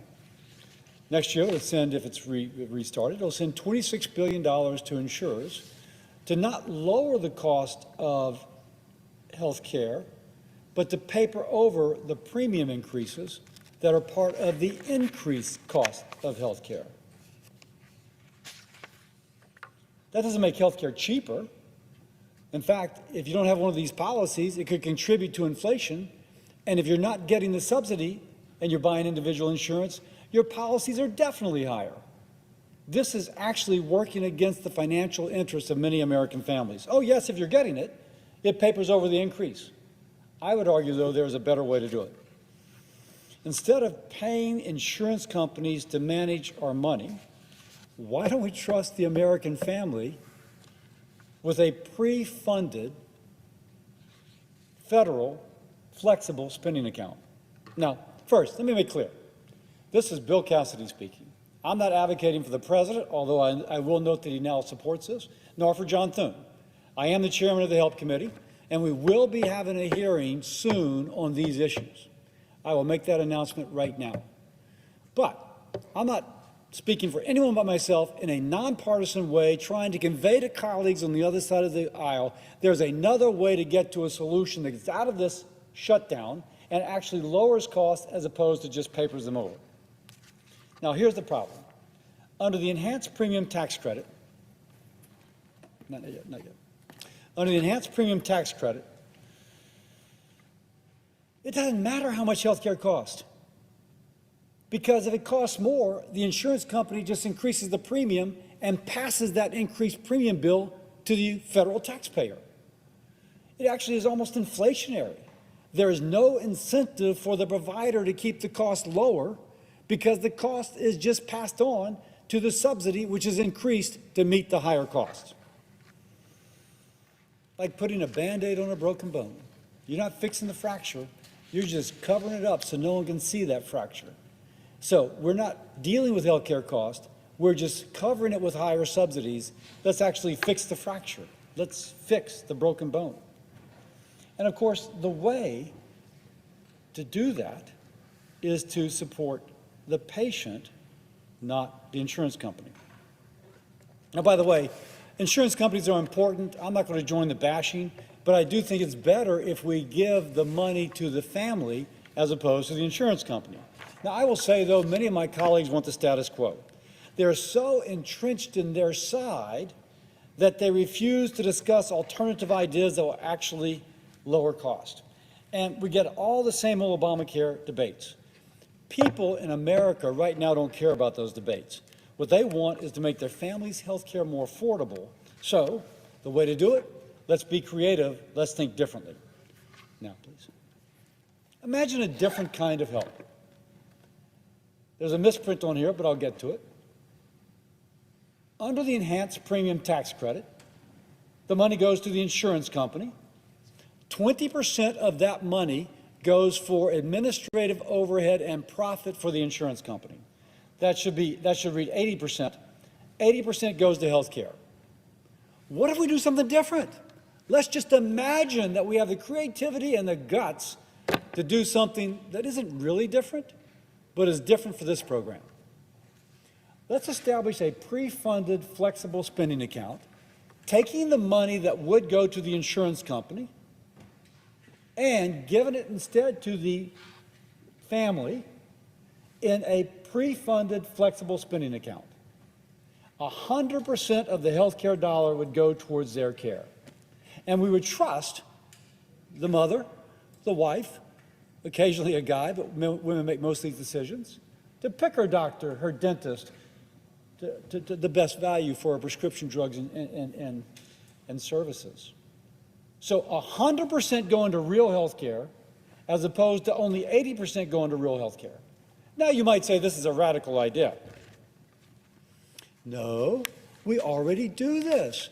I would not be surprised if some of the people up here, my family does, already have a flexible spending account. Now, the flexible spending account takes money that I could have put towards a premium, but instead puts it into this account, and I pay for my services. I already do this, pays for my services. The difference between what I do and what this does is that this would be pre-funded with money that would otherwise be spent on the enhanced premium tax credit. Now, I'm pleased to say that this morning the president posted on Truth Social calling on Congress to redirect subsidies from insurance companies directly to Americans so that they can purchase their own health care. Now, there's a lot of words there, but just start at the top. Donald J. Trump recommending Senate Republicans that hundreds of billions of dollars being sent to insurance companies go directly to the people. Why is that important beyond the president's support? A lot of my Democratic colleagues have been saying they don't know that Mike Johnson would bring this up for a vote in the House of Representatives. They want a guarantee that if we pass something on the floor, that Mike Johnson will put it on the floor in the House. I'm from Louisiana. I have a great deal of respect and regard for Mike Johnson. We're good friends. But I do know that if the president controls this concept, supports this concept, that Mike is more likely to put it up on the floor of the House. If what you want is a guarantee to get a vote on the floor of the House, the president's support for this concept makes it more likely that that happens. I thank the president for his support.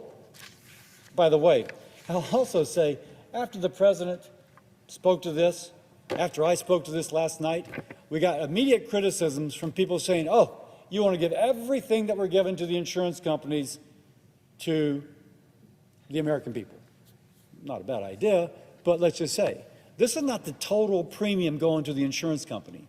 The insurance company still provides the basis for things like car wreck or if you get kidney failure or heart failure. This is that portion that would go to an enhanced premium tax credit and instead would go to the family to make their choices as opposed to the insurance company to make their choice for them. Now, if this still seems too complicated, I'm going to tell you why you can trust in it. 72% of Americans who work for a federal entity or a state government or a local government have this as one of their choices of a health care plan. 47% of people who work for and have an employer, have a commercial employer, 47% of those folks have access to a flexible spending plan. Now, if it was so complicated, why do 72% of government employees and 47% of people in the private sector have access to this plan? It works. We know how to do it. There's established mechanisms. In fact, I have my plan through what is called the Small Business Exchange, an Obamacare exchange through the federal government. I get my FSA through the Small Business Exchange. It is just a little bit to port it over from the Small Business Exchange to the individual exchange to allow an individual to get the same thing. This is so incredibly workable. This is so not complicated that I just kind of scratch my head when people say that it is too complicated. Now, it may take the federal government some time it may take them some effort to make sure it can go from one exchange to the other, but we have a president that can make things happen. Just his track record. Operation Warp Speed, some people said it would take 10 years to develop a vaccine for COVID, others at least 18 months. President Trump got it done in 10 to 11 months. President Trump can make the bureaucracy work. If he did it for Operation Warp Speed, he can do for this. We can have this ready for the beginning of next year. And that would be President Trump's effort. There is not a stronger force to get the bureaucracy to do what it should do than President Trump. Now, let's talk about some key differences between enhanced premium tax credits and what I'm calling federally pre-funded flexible savings accounts. Who gets the money? Enhanced premium tax credit, insurance companies get the money. But in the pre-funded flexible spending account, the patient, the family gets the money. What can it be used for? Under the enhanced premium tax credit, insurance premiums. Under the pre-funded flexible spending account, real care. It can be your doctor, your physician, your dentist, your glasses, your prescriptions. By the way, oftentimes these policies don't cover dental work. They don't cover orthodontia. Under this, you can use your flexible spending account to get your teeth cleaned, You can get it, you can use it to have your child's orthodontia work done. Who makes the decision? Here, you go through a pre-authorization process with the insurance company. There, the patient makes a decision for herself and for her family. Does it lower cost? No, there's evidence that the way this works actually drives up premium costs. Here, under the pre-funded flexible spending account, it empowers a patient to shop, driving competition, driving down cost. By the way, if the patient finds that it's cheaper to pay cash with their flexible spending account than to pay the deductible, and that sometimes happens, then she could she could pay less by paying cash. The point is, if you give the patient the power, good things happen. The pre-funded flexible spending account does not treat the individual as a ward of the state. It treats them like a capable consumer who can decide where to go in a way which is best for they and their family. Now, some ask, won't this cost money? Yeah, about the same as the enhanced premium tax credits for the first year. My Democratic colleagues should like that. An individual, though, would be getting a better value. Instead of, could I have that previous poster up, please?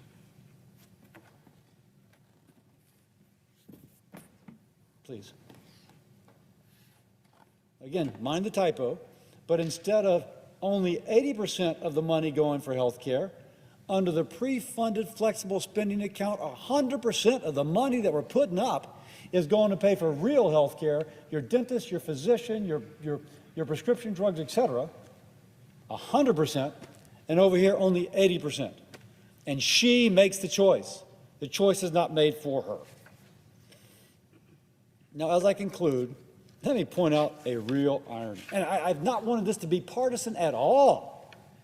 I am asking for Democrats and Republicans to come together and find a solution to reopen the government, to pay the people who have been working, and to make sure that those people traveling over Thanksgiving actually have an airport that's open that they can go to. So let's just move beyond our trench line, and let's actually think creatively, and can we give just a little bit to find something which benefits the patient, but may also get us out of this situation? I think the American people are as mad as hell, and they're not going to they're just not going to put up with it anymore. We got to be responsive to that. It's the right thing to do. But let me conclude by pointing out the irony.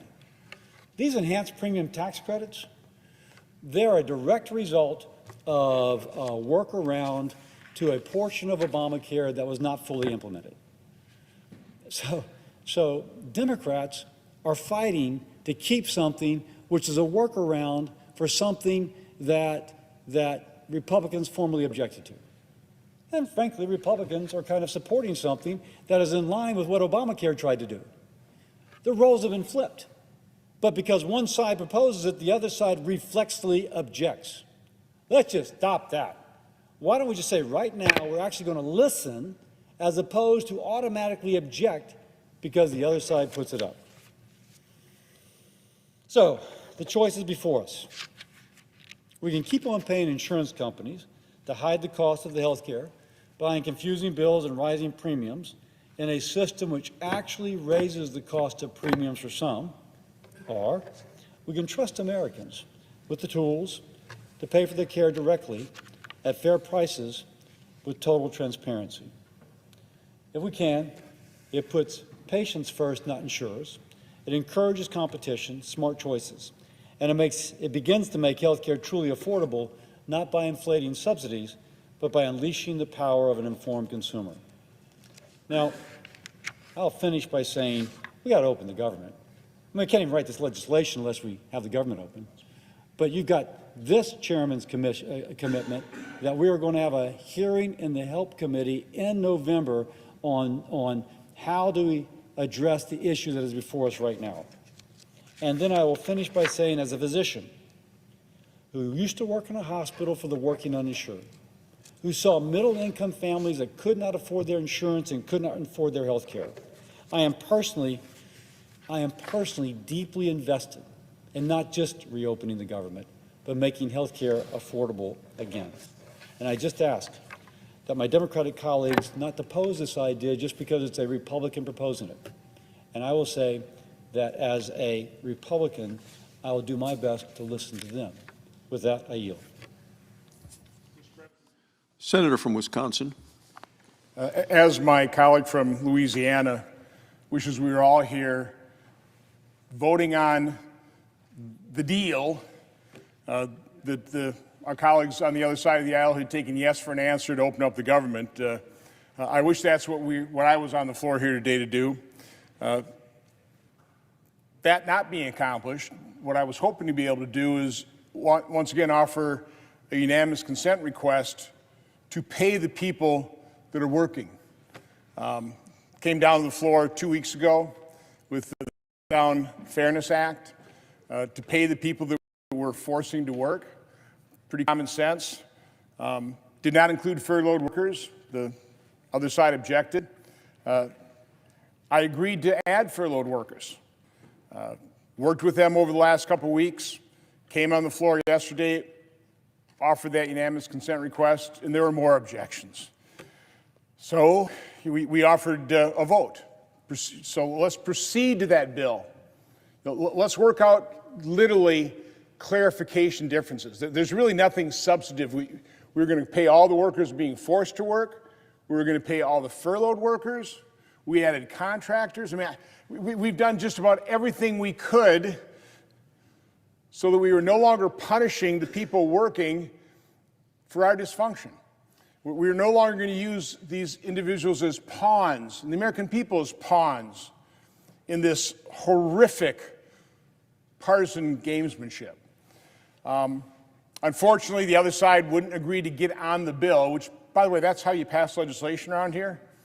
You get on a bill, it may not be perfect, there may be some objections to the other side, you open it up for amendments, you work on those differences, and then again, if the other side doesn't particularly like the bill, they can vote no at the tail end. They can block it then. But instead, they blocked it on the front end. So we immediately went into discussions. Literally about an hour ago, I thought I had a deal where at least the primary objector of the Shutdown Fairness Act was not going to object. We've hit some snags. So unfortunately, I don't think in today's session we'll be able to offer that for unanimous consent request, but I do want to tell my colleagues we are still working hard. I can do everything I can to accommodate, to clarify the bills, to let the folks on the other side know, no, we're not creating a slush fund. We're not giving the president discretion to use this money wherever he wants. We're not excluding certain workers. We're not giving the president the ability to include or exclude. We're including all the workers. So again, I will continue to, and my staff is working overtime. God bless them, doing everything they can to be able to offer this.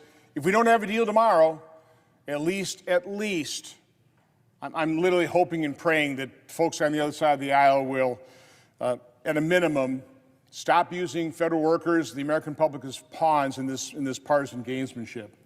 But doesn't look like we're going to be doing that tonight. But as long as we got some time on the floor, I guess what I'd like to do is I'd like to discuss a hearing we held earlier in the week in my permanent subcommittee on investigations. It was titled Assessing the Damage Done by Obamacare. I hate to report the folks on the other side refused to acknowledge the very obvious damage being done across the board by Obamacare. I had three witnesses, and we kind of did this in three different categories. The first category was talking about the damage done by the consolidation of industries across the board in healthcare. If you want lower prices, I come from the private sector. What the free market guarantees is basically three things: the lowest possible price and cost, the highest quality, the highest level of customer service. Now, it's not perfect, but there's no economic system that works better than that. The problem we have in healthcare is we've largely driven free market principles out of healthcare. We have a third-party payer system. Decades ago, patients paid 80%, 80 cents on the dollar for the healthcare they received. Today, they pay about a dime. Somebody else is always picking up the tab for the specific procedure. Now, we pay dearly in taxes, in insurance premiums, but it's disconnected from the actual point of sale, from the actual cost of procedure. So there's no transparency. Doctors don't know what things cost.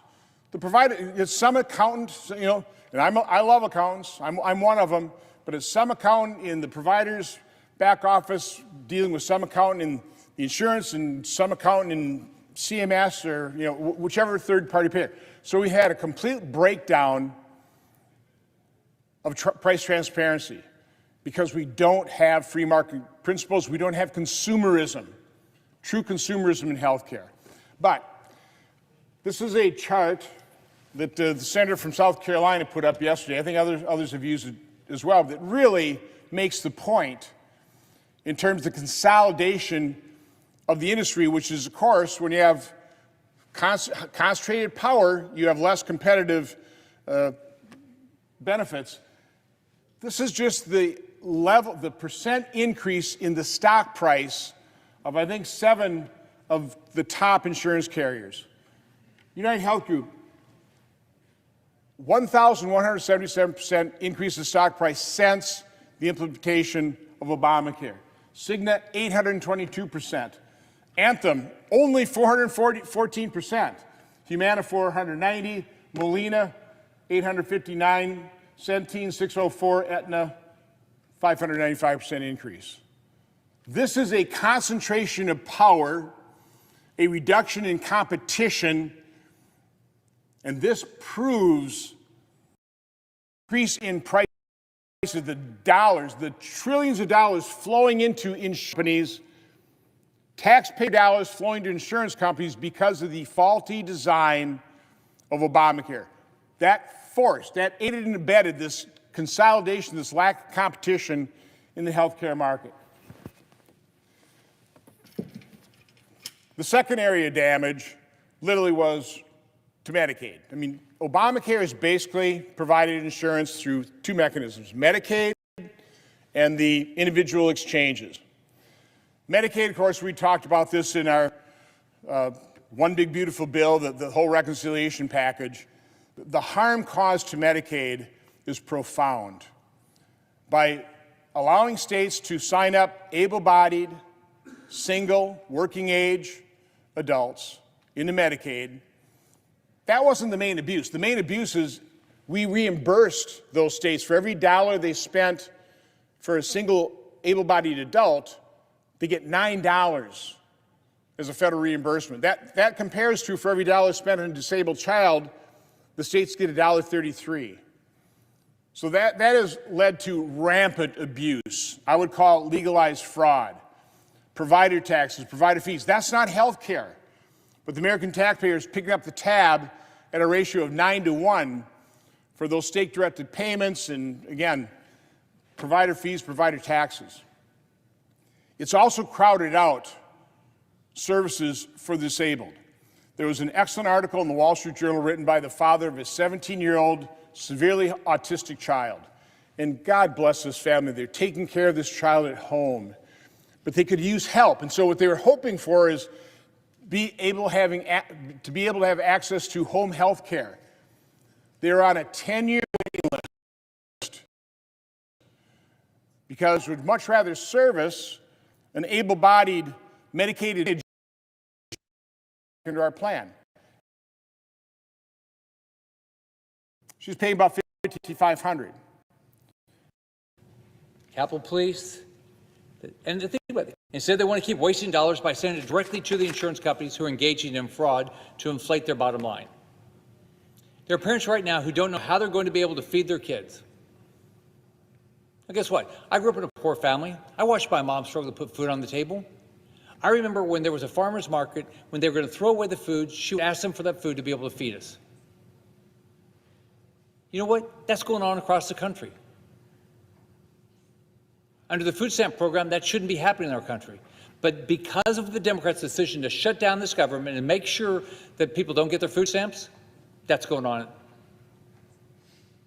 I just think about the struggles my mom went through and why would the Democrats would want to put moms and dads through that struggle today. That's exactly what they're doing. Democrats are refusing to fund food stamps and are stopping poor moms and dads like mine from feeding their kids, but they're getting paid. Let's remember this. All the problems are being caused, they still get paid. Now, Democrats promised to keep the government shut down and these essential programs shuttered until, quote, planes were falling out of the sky. Can you imagine saying that?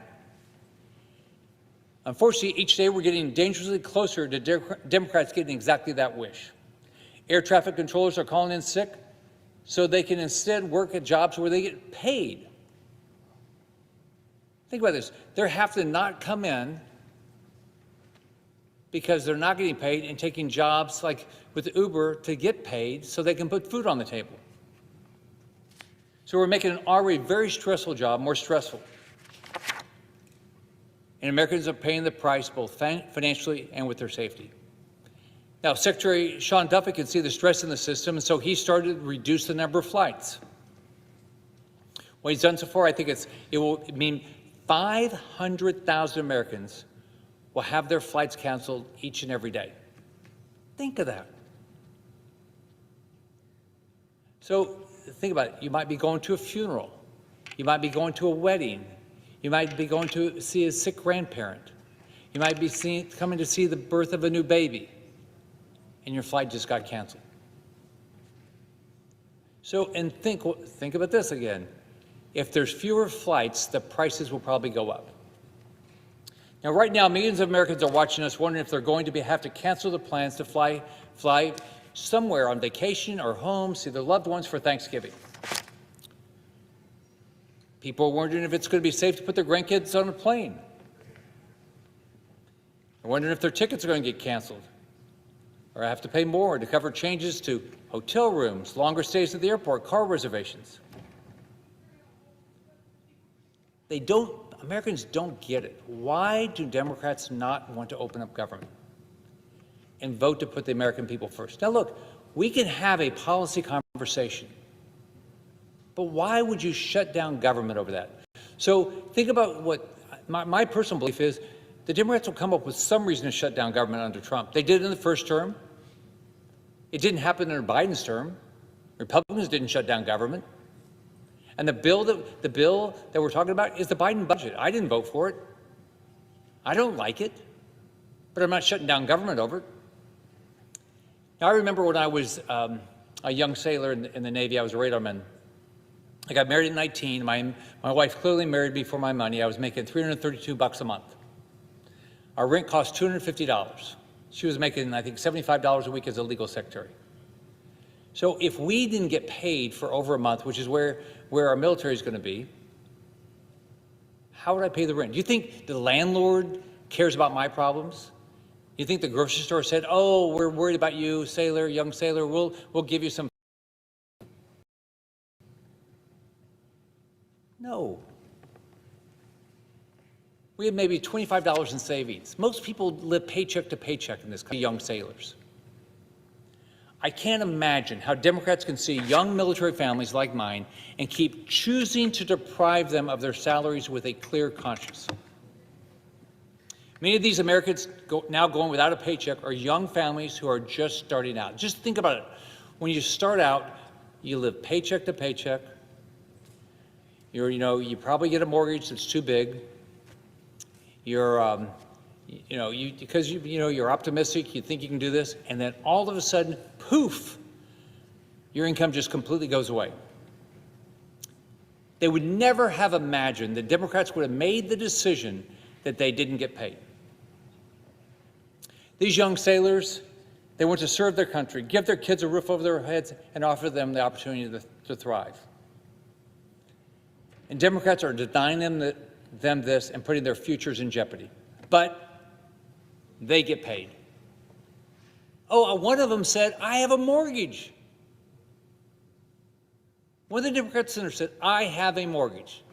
How many other Americans have a mortgage? But they don't care. Food banks in my state are strained. I was talking to a friend in Tampa yesterday, and the lines were unbelievable at the food banks to get some food. These are both families that have relied on food stamps, and they're federal workers that need to get paid and miss their paychecks. I think it's the same everywhere I've talked to around the country.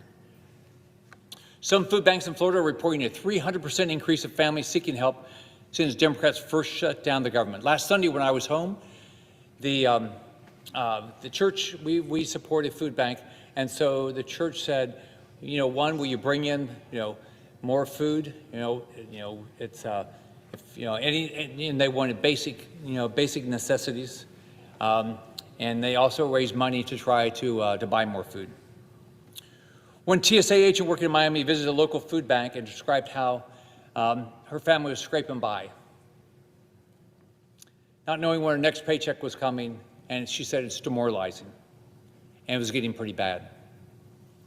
A recent CBS article highlighted how federal workers in Florida who have been working for the last 39 days without getting paid are now turning to food banks for the first time while they still show up and they're still doing their job. It's time for Democrats to show up and do their job. I just don't get it. How can Democrats not care? The American public should be outraged. I am. I think it's time for Democrats to finally choose the American people over these insurance companies that have made a fortune over a program that doesn't work. It's time for my Democrat colleagues to do their jobs and vote to fund the government. Now, we should have a conversation about how do we fix Obamacare. Republicans didn't create Obamacare, Democrats created Obamacare. And remember, you're supposed to keep your doctor, lie. You're supposed to keep your plan, lie. Per family, you're supposed to save $2,500, lie. You're supposed to save the federal government, I think, $100 billion, lie. So it's all been a lie. It's all failed. So we ought to fix it. We ought to sit down and say, how do you drive the cost of health care down? We should work hard to make sure everybody has access to great health care. We must stop taxpayer money from going directly to insurance companies who are posting record profits. Instead, give the money directly to Americans who need it. We can give the money to them directly through a health savings account and let them pick the insurance they want. We should allow Americans to shop across state lines, find the best insurance product for their individual family. This will clearly drive down the cost of health care. But first, Democrats, open government. The American people should be calling every single Democrat. What should happen right now is every American should call every Democrat senator right now and say, open the government, have a heart, and stop getting paid until you do. I yield the floor.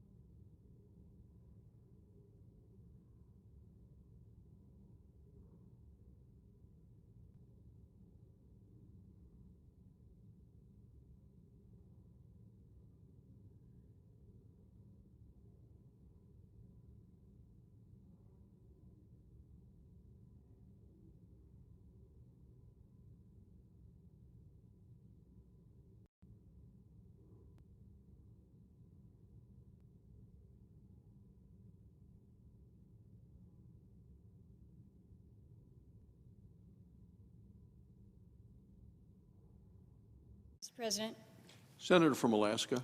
Mr. President, I know that we're getting ready to wrap the day here on this Saturday, and I just wanted to take just a couple minutes. And I really don't feel like I'm speaking as the senator for Alaska.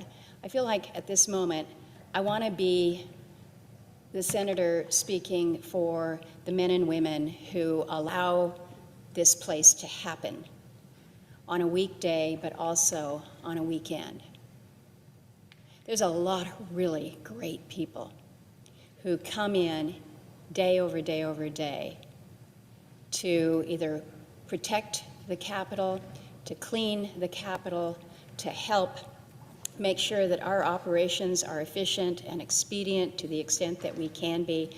They keep the wheels on the bus, if you will. And along with all of our other federal employees and so many that are being impacted by this shutdown, they haven't been paid since the 1st of October, since the shutdown began. And the pressure points are real. I spent a lot of time talking to these people because they're the ones that are making things happen here. And we're here on a weekend, and I'm glad, Mr. President, I'm glad we're here this weekend. I didn't want to be here last weekend, but I said, until the government is open, we should be here doing our jobs. And so I'm glad that we're here. But I also recognize that this is not business as usual. This is not ordinary times. This is a Saturday. It's a beautiful day in Washington, D.C. right now. And we have asked those who are our stenographers, those who are doing the photocopying, those who are outside guarding the doors to this entrance, we have asked everybody to be here. We've asked everybody to be here. The Capitol building, the doors that are open this weekend, almost identical to what we would be doing on a Monday, Tuesday, Wednesday, Thursday, Friday.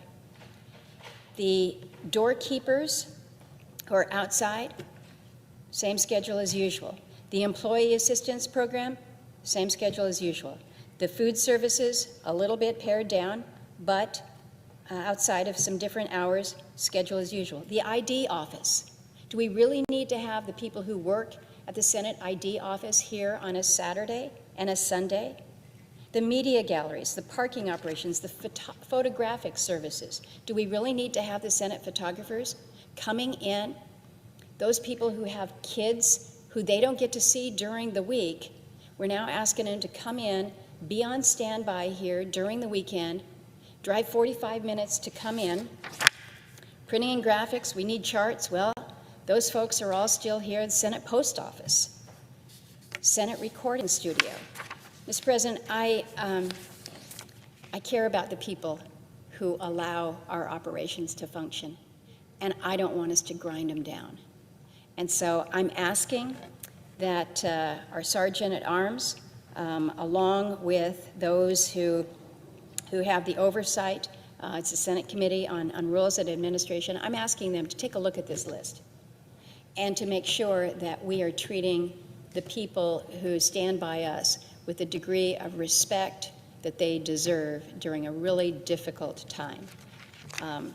We need to get the shutdown over, behind us yesterday, but in the meantime, let's think about those who are here. And with that, Mr. President, I yield the floor.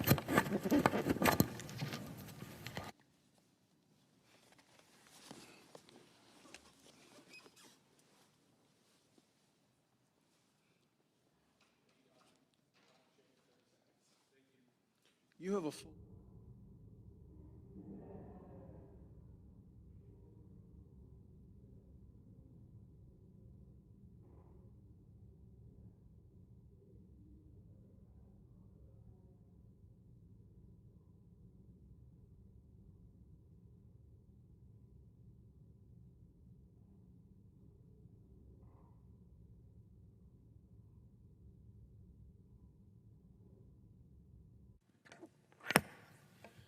Madam President. Majority Whip. Well, Madam President, first let me thank you for the wonderful remarks you just made on the floor, and I would hope that our Democratic colleagues were listening and would follow the advice that you've given.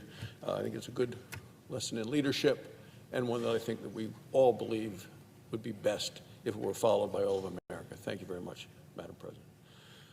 Madam President, I ask unanimous consent that when the Senate completes its business today, it stand adjourned until 1:30 p.m. on Sunday, November 9th, that following the prayer and the pledge, the journal of proceedings be approved to date, the morning hour be deemed expired, the time for the two leaders be reserved for their use later in the day, and the Senate be in a period of morning business, with senators permitted to speak therein for up to 10 minutes each. Without objection. If there is no further business to come before the Senate, I ask that it stand adjourned under the previous order. The Senate stands adjourned until 1:30 tomorrow, Sunday.